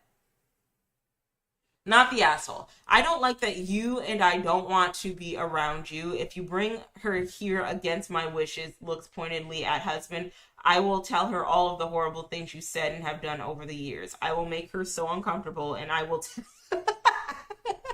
tell her that I warned you I would act that way. That she will wonder why the hell you brought her here to put her through that. And I will tell her that you brought her here knowingly because you are a selfish little prick. Yeah. Yeah. And if your husband ever brings him into your house again, simply and calmly lay into him nonstop. Hey asshole, why are you here? I don't want you here. Get your ugly face out of my house. You are sticking up the place. Don't sit on my furniture with your unwashed butthole. No, you cannot have anything to drink. Get out, leave, go away. You really do need to be an asshole to him. Stop trying to avoid conflict. He is counting on that. And let your husband know that the conflict will be directed at him unless he chooses wisely. They both expect you to just roll over and live with it. This is where my mind went too. Lay out how unpleasant you'll make it if he comes to the home with his new girlfriend. Up to the alcoholic cheater if he wants to risk scaring off his girlfriend. No, actually have the girlfriend come over. I'll say everything. I'll say everything. My husband has ended friendships whenever any of our mutual friends has been outed as terrible partners and cheaters. But he knows if he didn't, he would catch the strays. I'd be hurling at the other guy. So far, only had dudes in our social circle come up as awful partner. OP's husband knew about the problems in their marriage before OP's sister did if he's so chill and accepting of the brother-in-law being awful now openly. He knew that the problem, drinking, alcohol dependence, and the cheating, but it was okay with him, no doubt. Yeah. I get so disgusted how men just co-sign that behavior. How lemming some men are. Like, have some backbone. Sit your friend down and be like, you're a fucking asshole. And I'm not going to hang out with you until you figure it out. That's what I would do. Honestly, and this is not the best thing to do, I would just ignore them altogether. I would just, like, drop them like a bad habit and go about my day and let them figure out where they fucked up. I shouldn't be laughing about that. I should probably tell people why they, why I'm not hanging out with them anymore. But no, I couldn't hang out with someone like that. That's a liability. Again, being a cheater and having an addiction, like alcoholism or substance addiction. I know, okay, so here's the thing. I know that some people don't try to get into addictions. Like when people try certain DRUGSs, they're not trying to be like addicts or, maybe grieving, they're going through a hard time. Maybe the doctor prescribed them some Percocets to go through some pain. And then the doctor unfortunately kept prescribing it to them and now they have an addiction, right? Maybe as a kid, they had, parent-teacher conferences where the teachers were like, oh, you need to put your kid on something. And because of that, now they are dealing with addictions now as an adult. Maybe people do drink to get away from the pain, and that does happen. Everybody does that, but they have more addictive tendencies than other people, and now they are more addicted. Me in no way, shape, or form am blaming people with substance addictions. I know it's hard to cope and get over with, get over, and like things happen, and nowadays people need a lot of things just to cope with life, whether it is given to them professionally by a doctor or not. People need something to just cope with life in general. So I want to take back some things. I'm not going to blame the brother-in-law for being an alcoholic. I will say being an alcoholic is dangerous. It's not okay. And anybody with a substance addiction, unfortunately, it can get to an issue where if you do lie down with dogs, you will eventually get fleas. However, the cheating, I am not okay with. The cheating is where I draw the line. Especially if my husband, like, first of all, you wouldn't be my husband, all right? Like, that would not happen. Like, I'm not going to approve of that. But, yeah, I wish we would stop co-signing shitty people.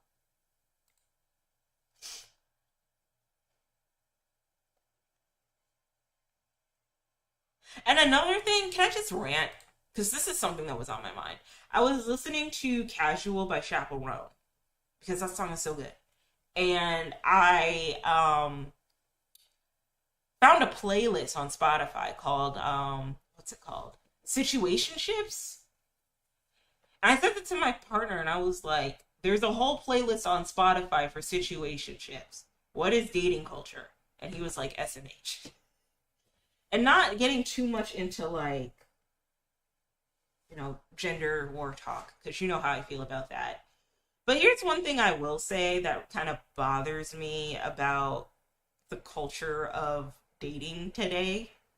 If I can be honest, it's like some of y'all really need to decide whether or not you want to be in a committed relationship, or if you just want to be, whether you want to be in a committed monogamous relationship, or if you just want to be polyamorous, or in a committed polyamorous relationship. Like, you have to, because this situationship nonsense is dumb AF.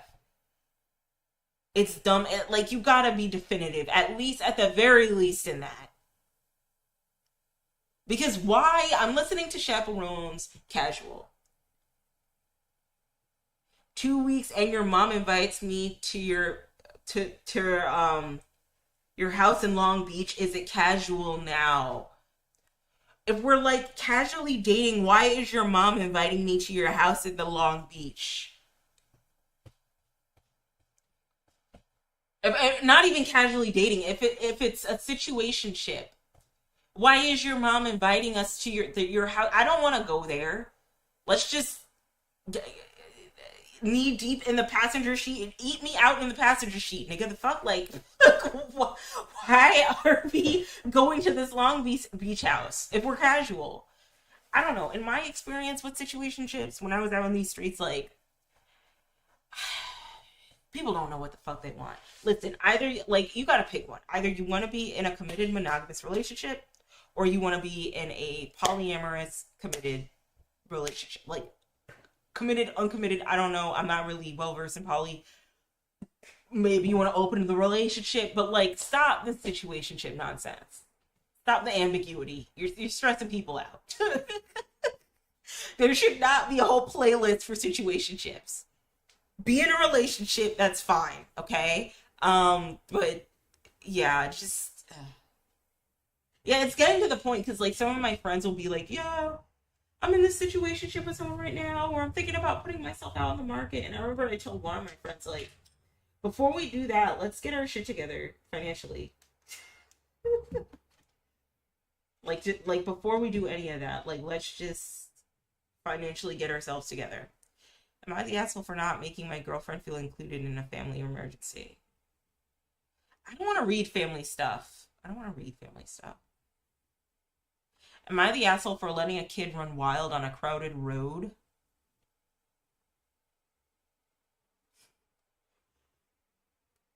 Am I the asshole for not wanting to have my dad's wedding at no. Am I the asshole for staying close to my ex-parents even though I'm in a relationship with someone else? Ooh, okay, let's hear about this.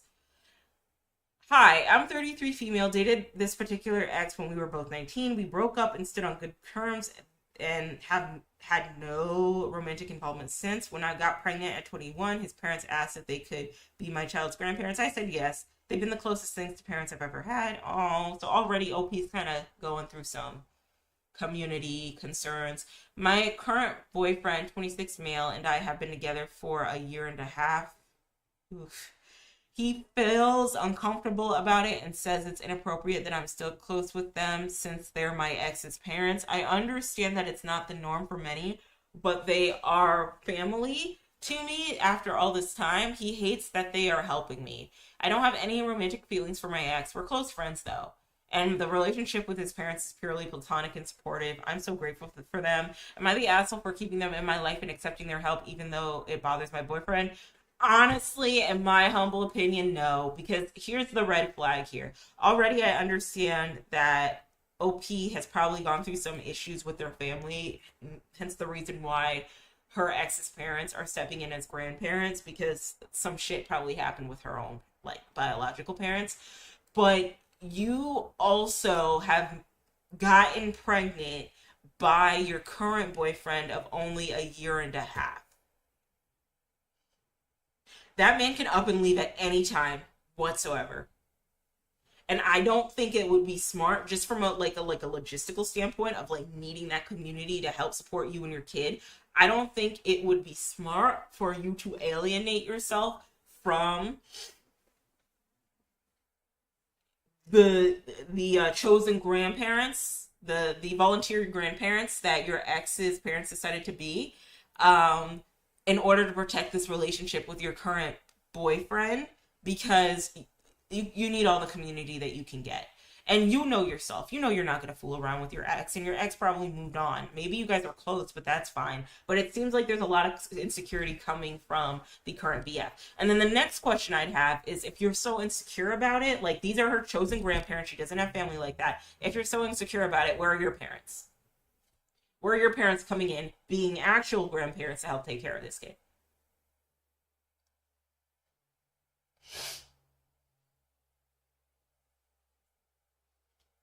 I'm just saying. I'm just saying.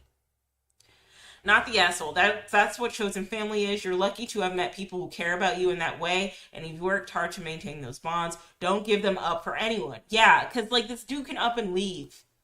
26-year-old man gives, I can leave tomorrow. And so you're alienating yourself and appeasing this one dude who can leave the relationship at any time, and then like you have no community. Even if it's a chosen family, even if it makes sure your partner uncomfortable, unless his grandparents are going to step in or his parents are going to step in, and like you get welcomed into his family, and so you to a point where you feel secure enough to raise your kids around them, no, I would not alienate you from the chosen grandparents you have. And if OP's boyfriend has such an issue with it, then he needs to bring his own parents to come and help take care of the baby, or build some community of its own. Okay, so he can have a problem with it all he wants. He didn't have the baby. It doesn't seem, based off of what OP has said, it doesn't really seem like OP's partner really wants to take the initiative in that way. So no, not the asshole. Not the asshole. Your boyfriend needs to understand that to accept you means accepting your past and accepting current attachments rooted in that past. He says it's inappropriate that I'm still close with them since they're my ex's parents, because why? Remind me why it's inappropriate to be close to the godparents of your child. Friendship with your ex, also okay. Your boyfriend's jealousy is not pretty. This is why this is why we don't have kids.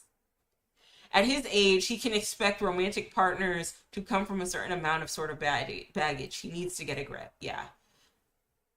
Not the asshole. You made your choice to let your ex's parents become your honorary grandparents to your child, and that was your right to do so. Oh, hello. Hi. It seems to have worked out well for you. However, you also understand that this isn't the norm for most relationships, so it could cause issues with any other relationship you might have. Your current boyfriend seems to be uncomfortable with the situation, and that's fully understandable as well. Yeah, but he's also not offering any solutions. So we are reading what Reddit stories right now.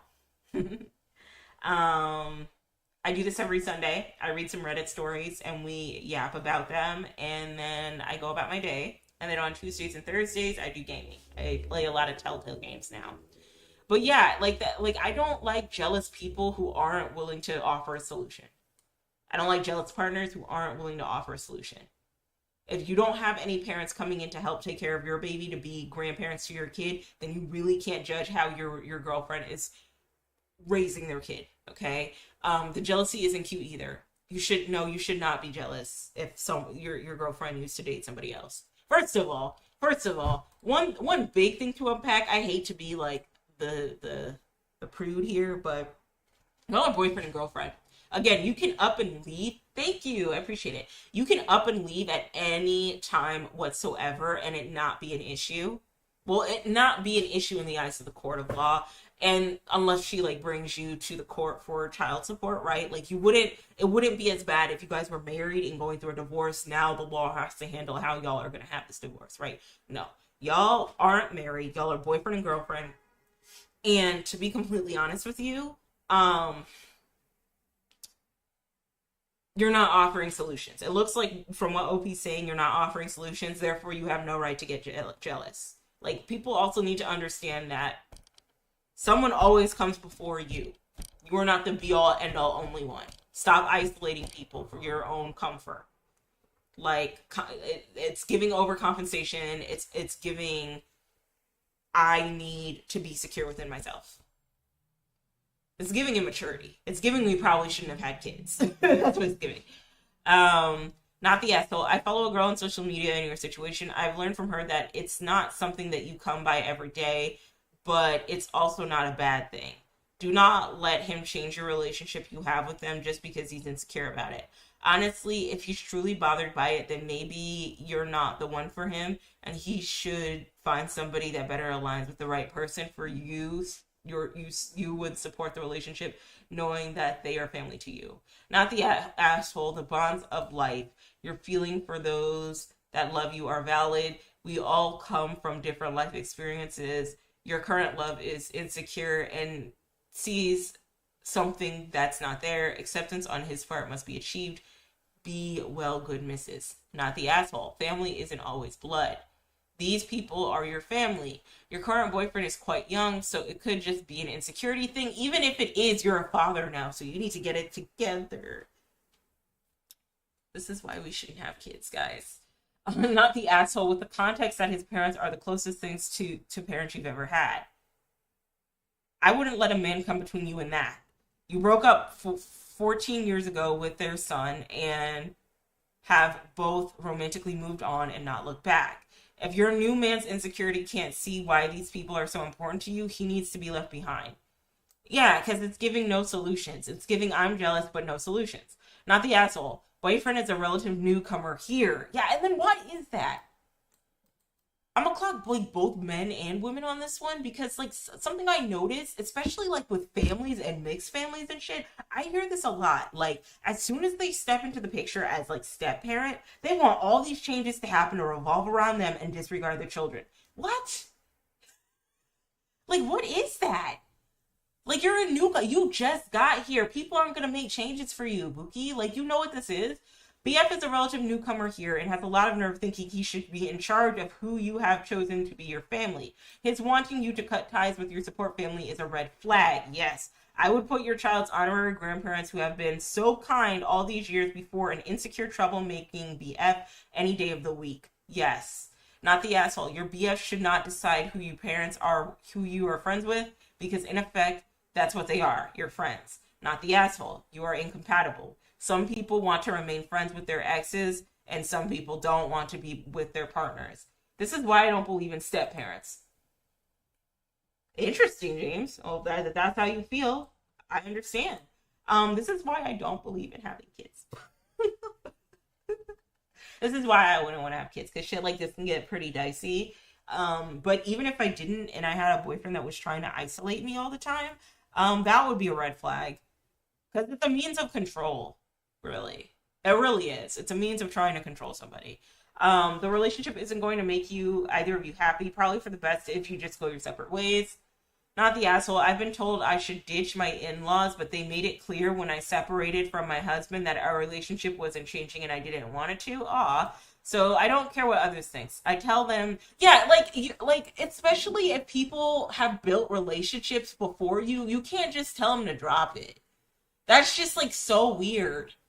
Like, you gotta be considerate of that. You just got here, bro. So I don't care what others think. I tell him they are my family and grandparents to my son. Exactly. It has nothing to do with my ex and everything to do with the fact that I value my relationships. Period. Jules K got it down pat.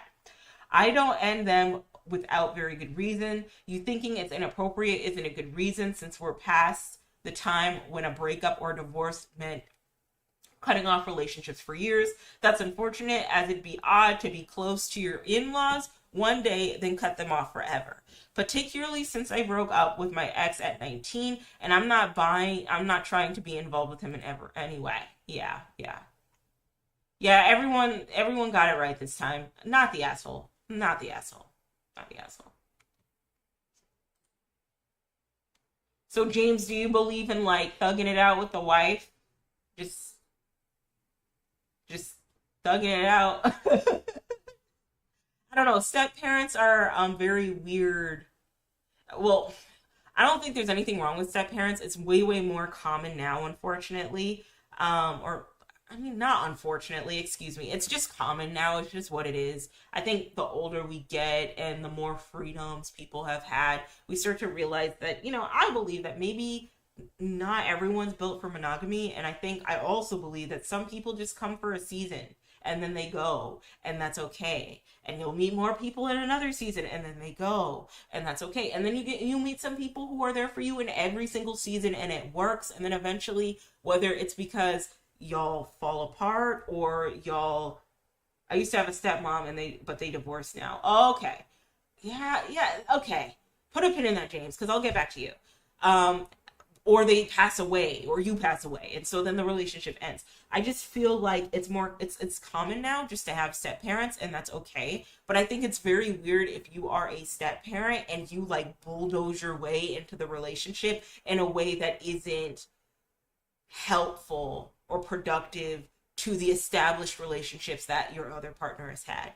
If you are a stepwife and you are coming in to a stepdad that has like 3 other kids, okay? You can't automatically think that you're gonna be the center of attention. That man has 3 other kids. Those are his top priorities. As a matter of fact, as a stepwife, you shouldn't even be considering stepwife if he is prioritizing you over his 3 other kids. That is a red flag. Why are you with that man? He does not know how to take care of his kids. What makes you think that he's going to know how to take care of you? Especially if you want to have kids with him. Same for other way around. Stepdad introducing, like, trying to be with a wife or a woman who has like a couple of kids themselves. You're not automatically going to be head honcho, head in charge dad over there. Like, that's just not going to happen. Those kids don't know you, so you can't take up space in that way. And that's going to take time for you to earn that trust, right? Like, you have to show skills in the same way like a stepmom would have to. You'd have to show skills that make you father material for the kids to trust you. And they might not ever trust you or like you. It's going to be like an ever-changing learning curve thing. I always remember the story about my aunt, my great aunt, when she met her second husband, and she hid her second husband away from her daughter for like 10 years.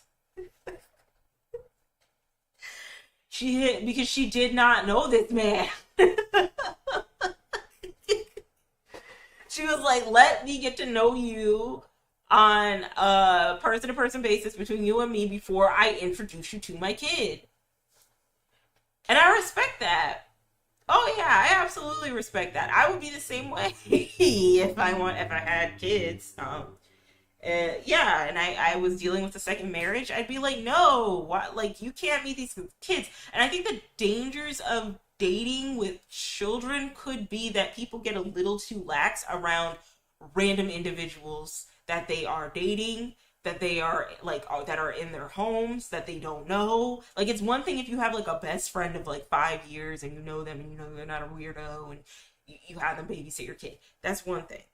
Okay, it's a completely different situation if it's like you are looking for love and relationships and you just have this dude in your home with your kids. Like, no, I think that's what happened to the trophy wife on YouTube.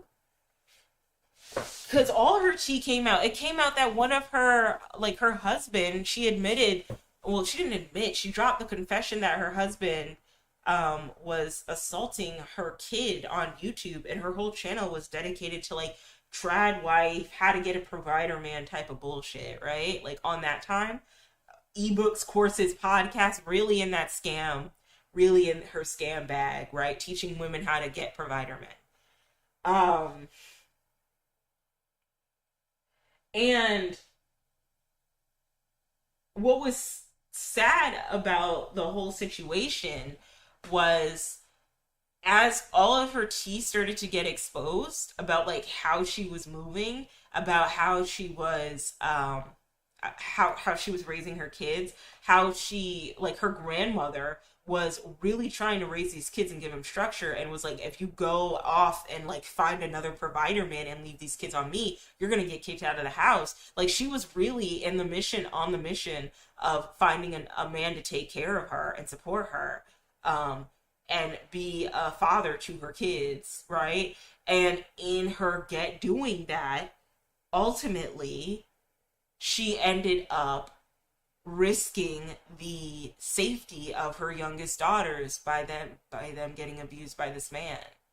And then a bunch of other crazy shit came out that I really don't want to get into, where some people were saying, well, it wasn't the dad, it was the brother that was doing this, and her biological son has behavioral issues. I don't know, but I just feel like as a parent, you should be very careful who you introduce your OG kids to, and what your new kids that you're going to create with this person. You just can't bring all different types of people around your kids, is what I'm trying to say. But I used to have a stepmom, but they divorced now. See, yeah, and that's another thing. Maybe like all of us don't need to get married all the time. You know what I mean? Like you don't need to be married. Maybe you just want a boyfriend or a girlfriend, and that's okay. That's fine. Hi, so background info. I, 22-year-old female, live with my parents still as I'm in school. I pay rent and to live here as well, due to extreme high living costs in my city. Okay, so we're moving to a new house, which is fine. They've given me the second biggest room, 9.2 by 6.5. Oh, that's pretty big. So it's really small, roughly the size of a nice bathroom. Oh. I didn't know that. I have purchased all my. Are y'all living in New York? I purchased all my furniture for my room that I have now. So because this room was small, they said I was going to have both rooms just to make up for the fact that I can only fit a bed in my actual room. So this would be including having a desk, a dresser, and a bookshelf in my second room. My stepfather has out of nowhere said I couldn't use the spare room just as we're ready to move into said home. He's demanding I get rid of all my stuff, clothes, furniture, etc., as I have a room and need to make it work, which has left me to completely lose it at him as I feel unwanted in the whole situation. Anyways, this leaves the question, am I the asshole for losing it at him for telling me to get rid of everything and make it work? Well, no. Because who the fuck is he? You've been here for 22 years of your life dealing with your mother. And this stepfather coming in and being like, well, you need to make it work. See, that's the shit I'm talking about with stepdads. You just can't come in and make... I guess I'd ask, like, how long have you known this guy? Like, has he reached, like, I can see him as father figure status? Or have you... Has he only been in the picture for, like, a couple months or a year? Or a couple years? Because again, I would be like, well, who the hell are you actually? You've just gotten here. Yeah, you got to be careful with that with your kids, especially if you live if they still live with you. So yeah, I wouldn't think she's the asshole. She has every right to go off on him.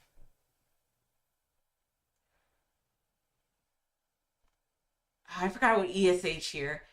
Everybody says here, him for changing his mind at the last minute, you for going off. That's not how you solve something like this. It can actually make him less receptive to anything you suggest. So I feel like that's potentially self-sabotaging. Where's your mom? Yeah. Come on, see, this is pygmy behavior. Because where is the mother?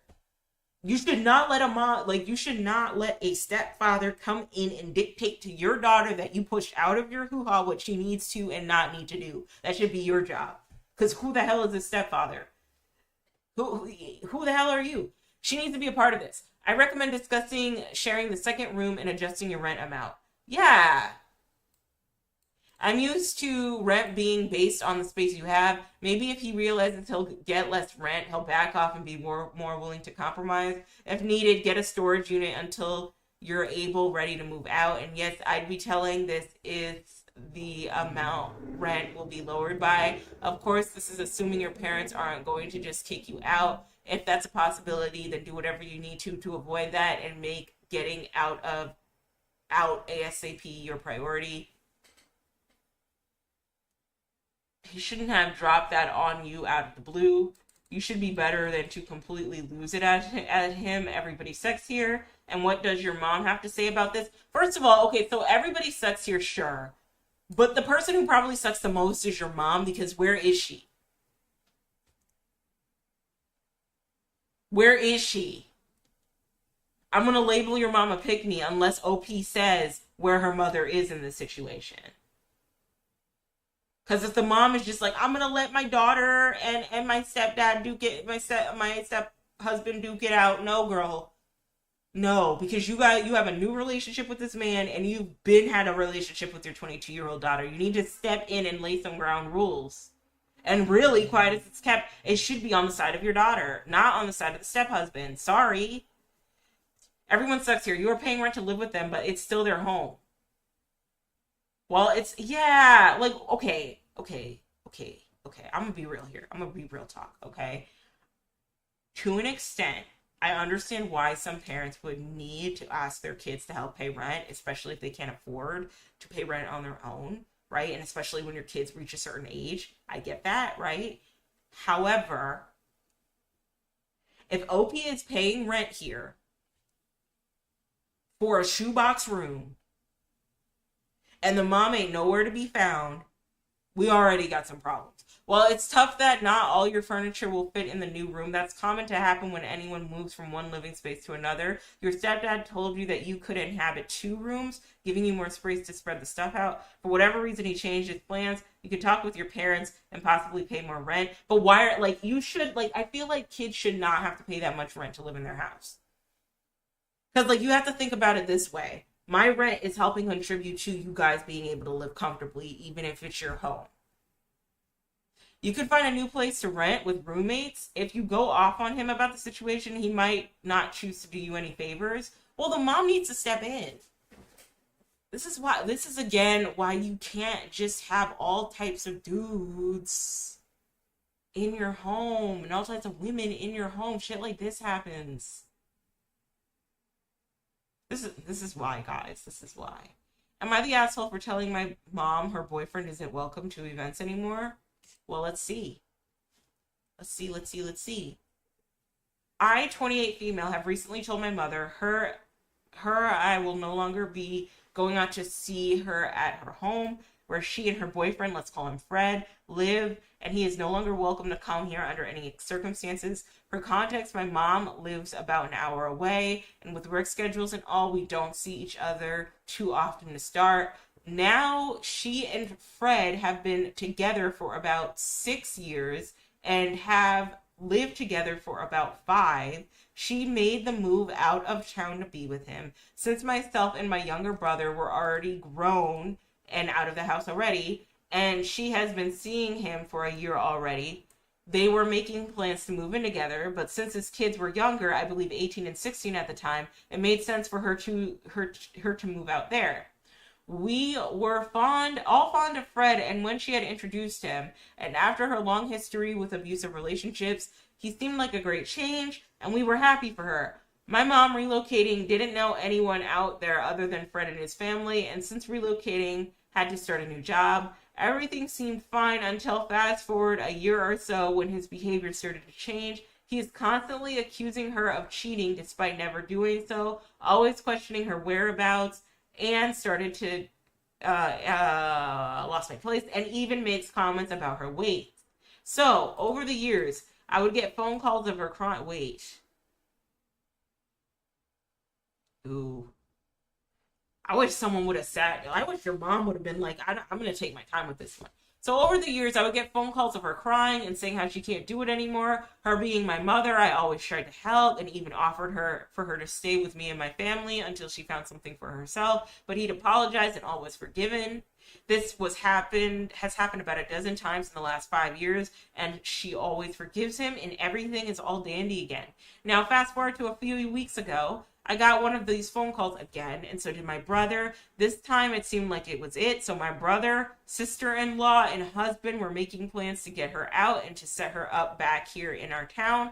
But lo and behold, 2 days later, he apologized and everything was forgiven again. So my brother and I had said enough was enough. And if she ever was serious about leaving, we will 100% be there for her. But she is always welcome to visit, but is no longer welcome since we cannot pretend to fake nice to a man who treats our mother like garbage. I also have two younger children who have started to ask why he says mean things to their grandma, and I say I don't want her to model that type of relationship to them. But she has a sense of I'm being quote immature, mean, and that it's uncalled for since he's trying. And is telling other family members I'm trying to cut her out when I have told her she is always welcome. Am I the asshole for saying he cannot come anymore? Or should I just bear it for the sake of not losing my mother and the relationship with her grandkids? You're not the asshole. No. It sounds like OP has dealt with this issue before with her mother being with her long history with abusive relationships. It sounds like her mom is going through some mental health issues, and quiet as it's kept, I think that her mom, actually, loud as it needs to be, I think her mom needs to not date anybody. I think her mom might deal with an issue where she always feels like her validation has to come from being in a relationship. And the problem is that she's in these relationships with these men who do not respect her. And so instead of having boundaries and a neck bone or a backbone and saying, you know what, I'm not going to be with this guy who's going to be abusive towards me, verbally abusive towards me. She just calls her daughter, who ends up having to take the brunt of the trauma that her mother is dealing with, and, vents to her, and then immediately goes back to the boyfriend when it's all said and done. And so, no, I don't think OP is the asshole for being like, if you want to leave that man, you can. Or if you want to come and visit, you can. But he can't come because he says all these awful things to you. He's disrespectful and you just let him. I feel like this has been a constant issue with OP's mom. And I commend her for not wanting to cut her mom off completely. But I also wish OP's mom wouldn't immediately call her immature and mean for not giving her immature boyfriend, for OP not giving her immature, mean, and god awful boyfriend a chance. I wish she wouldn't do that. It seems like this mother has suffered a lot from male validation, which is unfortunate. All right, let's see. Not the asshole. Your children deserve good examples in their lives, of course. Not the asshole. You're setting appropriate boundaries whilst also letting your mom know you're there for her if she needs you. Setting good boundaries is always good. You're doing everything right. I hope your mom eventually finds the strength to get out. Not the asshole. Good for you for putting boundaries in. You need to, and so does your brother. It's exhausting. It's an exhausting process, and hopefully she will leave him. Wow, she's really in deep if she can't understand why you don't want your kids witnessing grandma being abused. Yeah, it seems like this has been a constant issue. You really don't have any choice but to do exactly what you're doing. Otherwise, you're just codependent, not the asshole. Yeah, and another thing is that as a woman who has kids who often seeks out male validation and engages in pick me behaviors and whatnot, it can get very, very dangerous when your kids are constantly seeing you be in abusive and disrespectful relationships at the hands of men. And then now your kids are unfortunately being shoved into being the parent for the relationship, having to parent you out of toxic relationships that you have put yourself in. It can be very dangerous to be like a male-centered man, a male-centered woman for any man that comes into your life. It can be dangerous for you and it can be dangerous for your kids, and it's not fair to your kids. Um, so I think it's great that OP is setting up boundaries. Um, but it's unfortunate that OP's mom is so skewed in the brain that she feels like there is a disconnection, and that and her daughter, and feels like the daughter is lashing out at her and being immature for not respecting the relationship of her verbally abusive boyfriend. That's unfortunate. Not the asshole. However, do please make an effort to stay in touch with your mom. Abusers get control by alienating their victims from loved ones with isolating him. Yeah, definitely do that. I just don't think it's fair though, because it feels like, from what OP has said, it feels like they've had to raise their mom more than their mom has gotten to raise them. Make a regular meetup place, adults only, halfway between. That way you can support your mom. She's not isolated and you're protecting your kids. Also, help your mom with small steps, like getting her own bank account. I helped a friend of mine with their abusive situation by keeping a diary of the bad times and included their apologies. I also put a picture in the cycle of abuse like this. This helped them move out of denial and into a mindset. Yeah, it seems like the mom is like used to the abusive mindset, I guess, or the abusive cycle. Like that's all she knows in love. I can't help noting that OP's mom is calling her immature mean, but isn't calling the OP's brothers those things. Perhaps it's a family where women have lower status than men, so everything is OP's fault. Mom, a female, must really have low self-esteem. Stuff like this makes me really want to chew nails. Yeah, me too. OP is not the asshole, of course. Okay, I didn't want to... Okay, this is OP. Okay, I didn't want to mention that in the original post because I didn't feel that it was relevant. But yes, she is 100% different with me than him. I love my brother. Mom's a pick-me. She's a pick-me. I love my brother, and having him tell me that he and my sister-in-law support my choice, it was reassuring. But, for example, when another episode like this happened, she had a sincere apology to them and how she reacted, and I'm sorry you feel that way. Mom's a pick-me. Ladies, I don't take it personally. It's how things have always been, but thank you for bringing light to that. It makes me feel noticed and heard. Ladies, listen, ladies, listen. I need y'all to listen. I need y'all to lock in and listen, okay? It will never, ever, ever, ever benefit you to center your whole entire life around men all the way to the point where you are foregoing your self-esteem and your integrity for the validation of a man, especially when you have kids. And your daughters will see that in real time. And your daughters will especially feel a way about it if you have sons and you make excuses for the sons. Mother is a pick-me, as pick-me-sha as they come. And it's unfortunate because I feel bad for Mother because it seems like she's dealt with a lot of this shit before. They're used to the cycle of abuse. So I'm not going to completely blame them when you do get abused.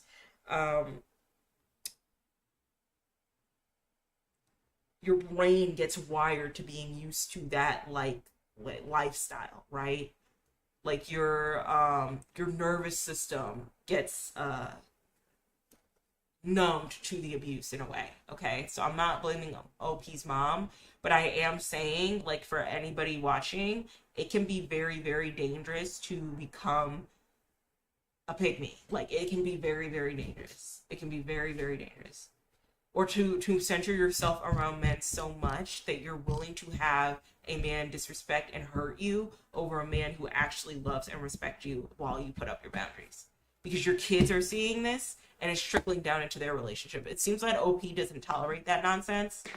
And she's a girl. But just imagine if OP did. Who do you think they're learning it from? It's dangerous being a pick-me. It's dangerous being a pick-me and having kids at the same time. It's dangerous to center your life so much so around men to the point where you're willing to give the BOD to your son, benefit of the doubt to your son, but you don't even give the benefit of the doubt to your daughter, who is the one offering to have you live with her and away from your abusive boyfriend or your toxic boyfriend. Not the asshole, but there really seems nothing more you can do until she's able to cut the cord once and for all. You're doing the right thing by being safe, a safe place for her, while not allowing the boyfriend around you. Yeah.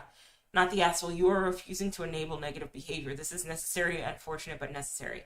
Not the asshole is a rough situation, and there is not a right choice. But I think it's totally understandable that you'd ban Fred after hearing about how he treats your mom. I would ban Fred too. You can't come in my house talking to my mother that way. Hello? Maybe that will get her to think more carefully about the relationship. But she sounds like she's totally falling for his BS. It sounds like she is very centered around men. This is a constant cycle. She needs to break the chains. All right, let's take a bit of a break. I have reached the 2 hour mark, so I have to decide if I'm going to stay here for another hour or if I'm going to stay here for 2 hours. I gotta decide. So let's take a break, and who knows? Maybe I might come back with a different subreddit. So we'll have to see.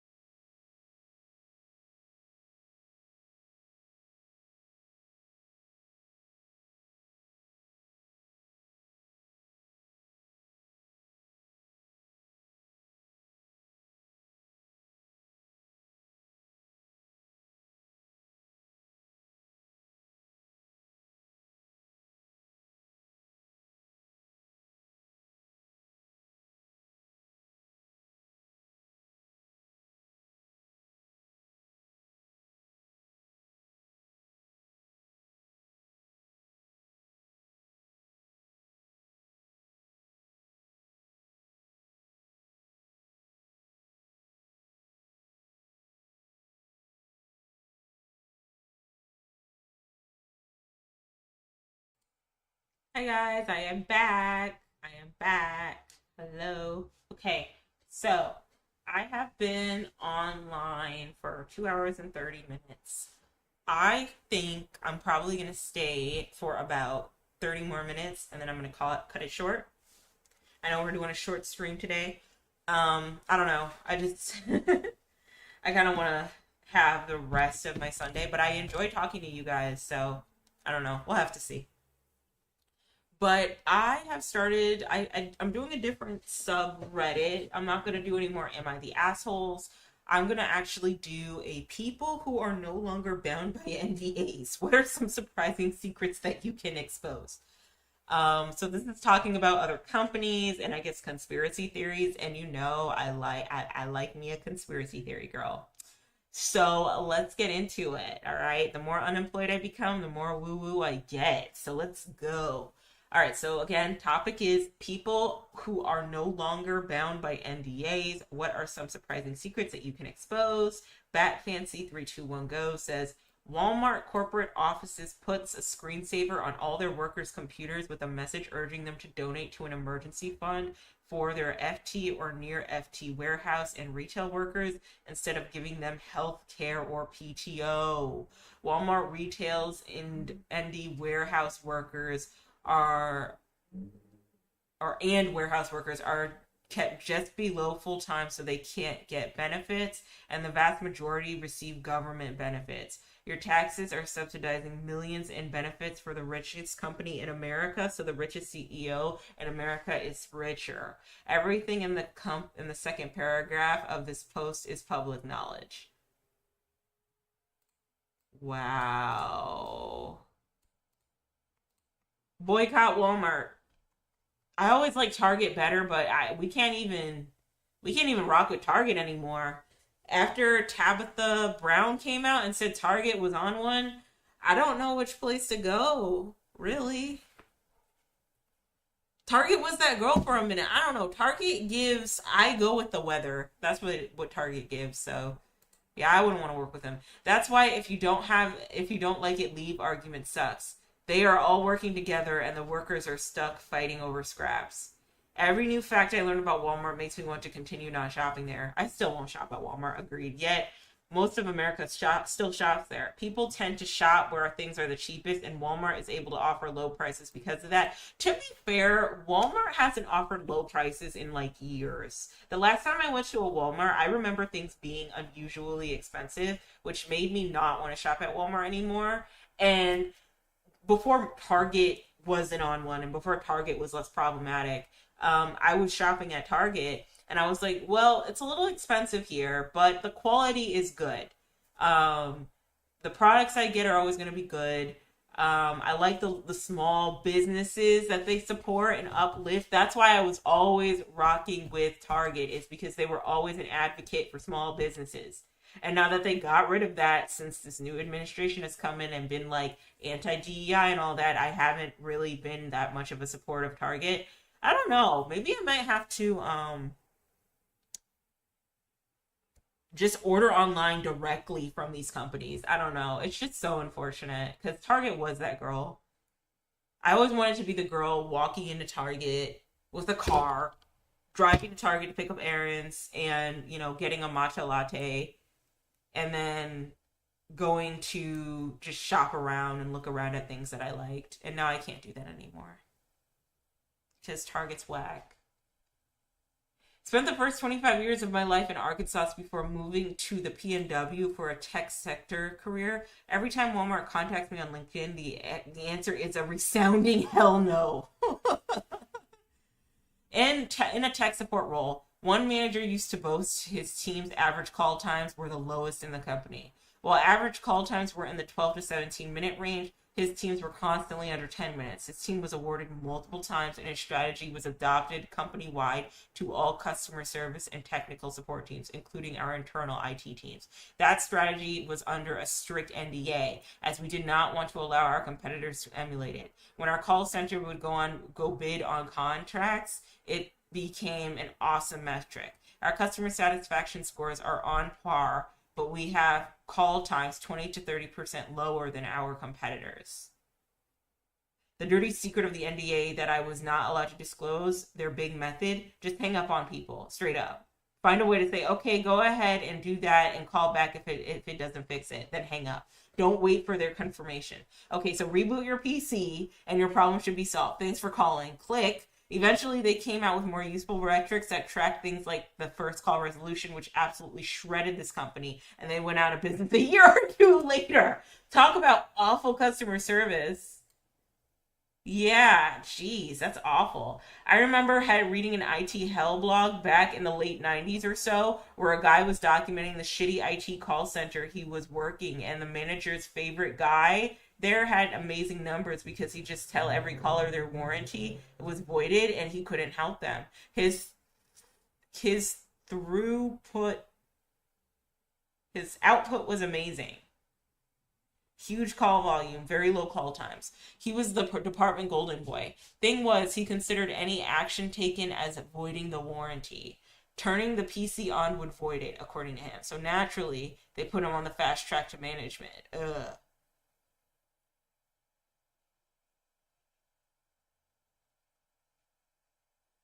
That's awful. And there's actually people doing their job, and he's just voiding warranties. Everything about working at a call center sounds soul crushing, even succeeding at one, like hitting a home run on Alcatraz. Agreed. I used to work as a patrol office, and my vest contained a UPS call center. We would get dispatched there very frequently on medical assist calls, usually for someone having chest pains. It seemed odd that there were so many medical calls for relatively young and healthy people. Then I got to talking to someone who used to work there and found out what was going on. If someone was sick at work and they had to go home, they'd be docked a point. Too many points, they would get fired. And it didn't take many points for that to happen.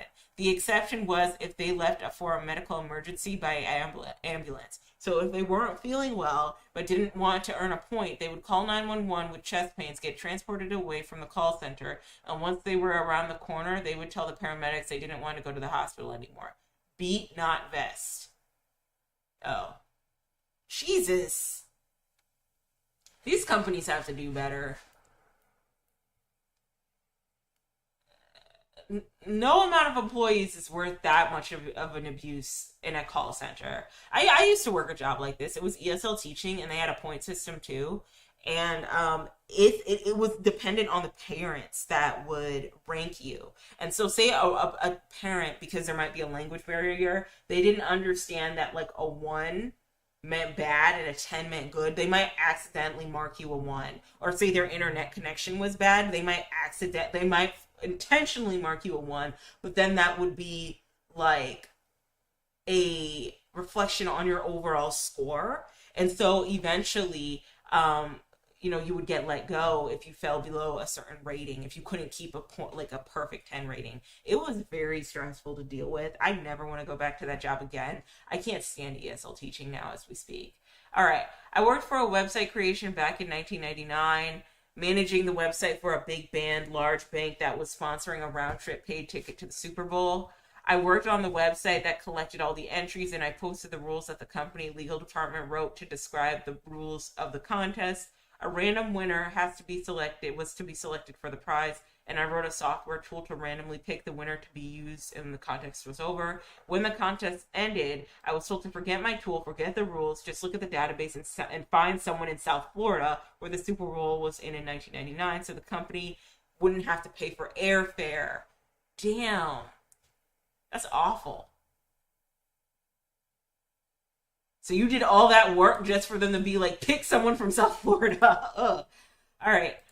On a similar note, whenever the contest involves writing a 25 words of less answer, best answer wins, they draw an entry at random, quickly check that the answer isn't complete nonsense or obscene, and that's the winner. Nobody got time to read all that shit. I work in marketing. This literally happens every single time. When we were sending out a package, we chose someone local to save on shipping. I've also seen brands who will cherry pick a winner with a strong whack Instagram follow as if they post about their prize. It's free influencer marketing. That's awful. I was never under an NDA, but the hotel is under new ownership, so I guess I can say it now. The hotel had no internet connection starting around 1 a.m. to 6 a.m., like clockwork, every night. IDK if it was just the system's fault or if it was just cost cutting. But without the internet, the security cameras didn't work or record anything. The fire alarm system doesn't work either. The alarms go off, but it doesn't call for help. So if we had a fire starting at 3 a.m., for example, then unless someone else that's driving by calls, I have no idea what's happening. One night we had an assault happen in the parking lot. The police needed some camera evidence, and our cameras didn't record anything because the internet was out. So that was fun explaining to the detectives. Oh my God. You know what? The older I get, the more I don't want to stay in hotels anymore. Like, I'd feel much more comfortable staying in an Airbnb. And it's not because an Airbnb is any safer. Like, some Airbnb hosts are like weird as fuck. But I think it's because I personally, like, it just feels less hospitable staying in a hotel. The last hotel I stayed in for sure was what was it? It was the it was actually the Westin in downtown Atlanta. But before that, I stayed at the Sheraton, the Cortland Grand. It's now called the Cortland Grand. It used to be called the Sheraton for Dragon Con. And it just felt so like I can't even explain it. Like just dingy and lonely. I think I would have liked for Dragon Con next year or whenever I can afford to go to Dragon Con again, girl. I think I'd really like to stay at the Marriott Marquis because the lighting was just warmer. Staying at the Cortland Grand just felt very like cold and dark. And then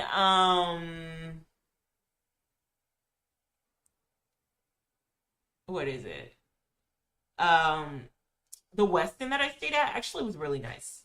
I actually didn't mind staying there. The beds were really comfortable and the blankets were amazing too. But it was just like the whole situation because our tub had broken again and they needed to fill the hole in the tub. So we had to stay there for like a night because we didn't have like the neighboring showers available for us to use. That was obnoxious. But yeah, I don't know. I'm not really a fan of hotels. I kind of like for my lodging to feel like a home, you know? And ideally, if I had to live in like a hotel or a resort for a vacation, or if I had to have any lodging for a vacation, I would really just want it to be like a resort where it's all inclusive and the bedding's really nice. Like I don't think I've ever really stayed at a resort like that. So I would really like to do that. Everything's included, drinks are included, food's included. In Prince George's County, Maryland, county transit bus drivers are instructed following an accident they are not to speak to anyone until a supervisor arrives on scene. An approved method for not talking, especially to the other drivers involved, is a feign injury. What's a feign injury? Feign injury.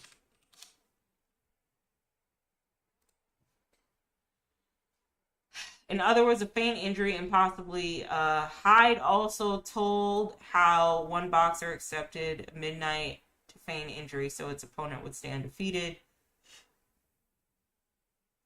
Okay, so if someone feigns a particular feeling, attitude, or condition, okay, so fake injury, I guess. It's to feign injury. There's actually money allotted to pay the fines related to wasting 911 and emergency resources because analysts determined it was cheaper than costs associated with driver's accident admitting fault. There's also an entire audit and analysis team related to accidents because of the sheer volume of people who falsely claim to be on a bus during an accident. What an incredible response. To clarify, the PG County, the bus transit system is run by a company called RATP. They were hired during COVID, which was after I left the state. The company running the buses until 2020 were called Veolia. My favorite part of that is that some bus lines have a policy of locking the doors following an accident so nobody can jump in. Wow. Time of my life. I don't know what TIL stands for. A bus company in Mexico told its drivers if they ran over somebody to run over them again to make sure they were dead since deaths were cheaper than injuries. What? Oh, I've heard some Chinese people do this as well because Chinese insurance is less of a hassle to deal with wrongful death occurs versus vehicular injury. Oh my God. That's awful. This is somewhat similar to the advice about making sure that intruders you shoot are dead. Oh god, my grandfather had this advice given when stationed in the Middle East during World War II, as the British Army had been staggering amount of injury claims from people throwing themselves at vehicles. Imagine writing that policy. In modern day, I've heard few times not to say sorry for literally anything after a crash, as it can be claimed as fault. Oh, all right. Hasbro has tried to make the following two films: Stretch Armstrong, a gritty reimagining starring Taylor Lautner from the Wolf from Twilight with a Nolan's Batman's feel. Stretch Armstrong, what is that?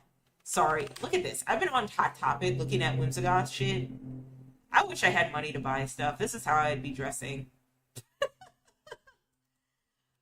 Stretch Armstrong.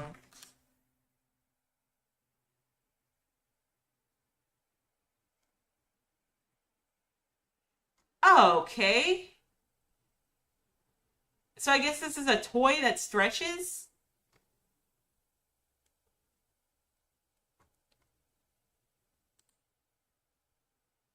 IDW, a Hasbro partner for Stretch Armstrong comic book. Comic. There's a comic? You know, you could read this, or you could just read One Piece. The story would be a lot better. I don't see how... This might be an unpopular opinion, but I feel like stretchy superpowers are the most unproductive superpowers out there. Like, they're the most unproductive and unoriginal superpowers out there. Like, in my humblest opinion. Like, it just feels like, okay. Like, we got Elastigirl. I think, DC has Plastic Man. Yeah, we got Plastic Man from DC. We got Miss Marvel from Marvel. We got Luffy from One Piece. Like, that's not an original. Does BMA give me a stretchy quirk? Do they have someone who has a stretch quirk? We got this chick. Wait, no, is this an OC? No, this is an OC. My bad, my bad. But, like, shit, they might as well have it, Miss Stretch Girl, okay? I'm just saying that it's not an original... It's not an original superhero power. So, I think we could have done without a Stretch Armstrong. Candyland, a gritty reimagining, like, and a gritty reimagining of somebody with stretchy powers. Okay, so stretchy powers are goofy, right? They're goofy. How can you do a gritty reimagining of someone with stretch superpowers? Even I remember when The Flash came out and Plastic Man was in The Flash. Like, he was unserious AF. No one was taking that man seriously. He was like the joke of the whole show. Yeah, no, okay, like, no one needed a Stretch Armstrong movie. Candyland, a Lord of the Rings style epic for children starring Adam Sandler. Honestly, I would kind of be into that. No offense, when Adam Sandler isn't directing things, he's actually really good in the movies. Like, he's a good, serious actor, but when it comes to, like, him directing his own movies, they're all awful.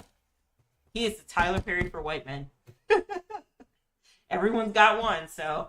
Both got pitch packets made before ultimately being shelved. Last I heard, Candyland Ideal is still kind of alive. I would have the time of my life seeing a Lord of the Rings rendition of Candyland. I actually rock with Candyland heavy. I don't know how many people are familiar with Candyland, but it's the board game.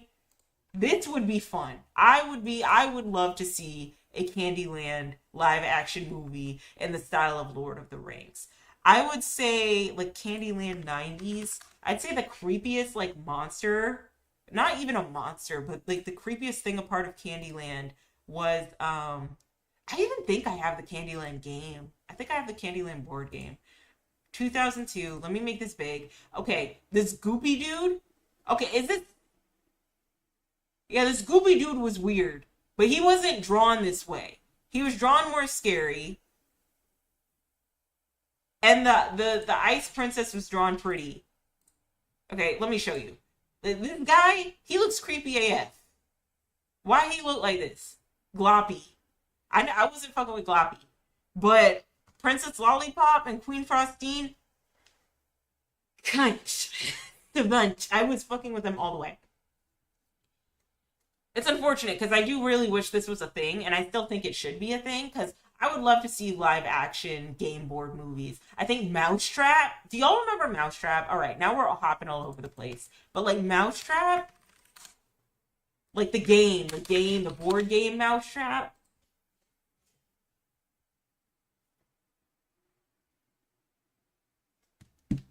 That shit never worked. You do all of these gyrations. Listen, you do all these gyrations trying to get this damn mousetrap together. So this is a board game, and the whole point of the game is for you to like activate the mousetrap. So you need all these parts to come together, and then you need to build the parts yourself. Already taken 30 minutes of your hard-earned time to play the damn game, and then you actually play the game, and then like certain pieces will lead you to activate the mousetrap. But you don't know if the mousetrap is actually going to work because sometimes the pieces wouldn't be put together properly, and so like the marble would like slide down the stairs, and then the marble would like slide down the stairs here, and then it would stop at the slide, and so you're screwed. The game's paused. You have to build things correctly so it would work. I hated Mousetrap. Mousetrap did the most. You don't need to be doing all of this in order to play the game.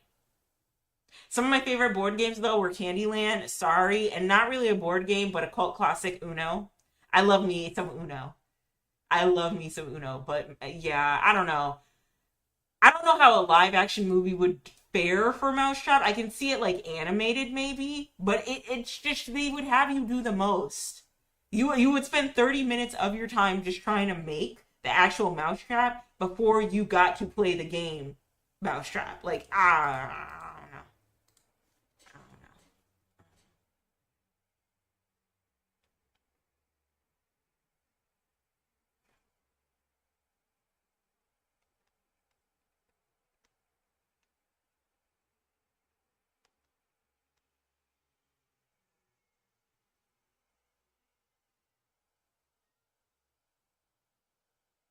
All right, sorry guys. I got a message. Okay. Um, let's see. I've seen, so we're back at the question of, zoom up. People who are no longer bound by NDAs, what are some surprising secrets that you can expose? Okay. I'm going to read a couple more and then cut it short.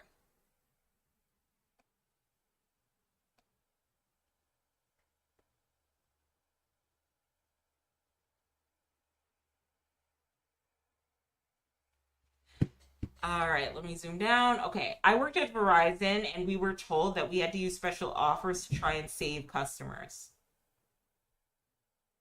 An elderly man called to have his wife's phone disconnected after her death, and I didn't do any of the saves. Got called in for QA overview and got written up. Oh no.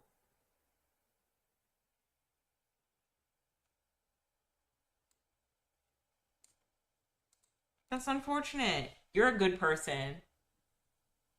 So he had his wife's phone disconnected, and after her death, I didn't do any of the saves. Yeah, that's so sweet of you. I mean, I try. I fall short a lot, but there was no way I was gonna make a pitch to this dude. Like, he was clearly in so much pain. Yeah. Don't take advantage of the elderly like that. I had a Verizon rep try to do the same thing to me over 2 years ago. Made a bunch of promises about a special deal that could give me my phone plan when I was trying to change providers.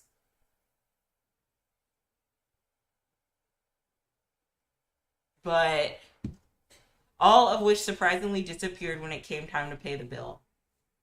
Oh no. That's unfortunate. I mean, you could at least perform necromancy ritual to bring back the wife. Where is your heart for the company? But all jokes aside, you are a good man to not guilt trip this man into keeping the plan. Yeah, yeah. Worked in technical customer support for an IT. It's always IT with this one. For an IT hardware company. We were sold a bad batch of chips from a supplier. The chips caused random watchdog resets, which would cause random crashes and reboots. The company got a settlement due to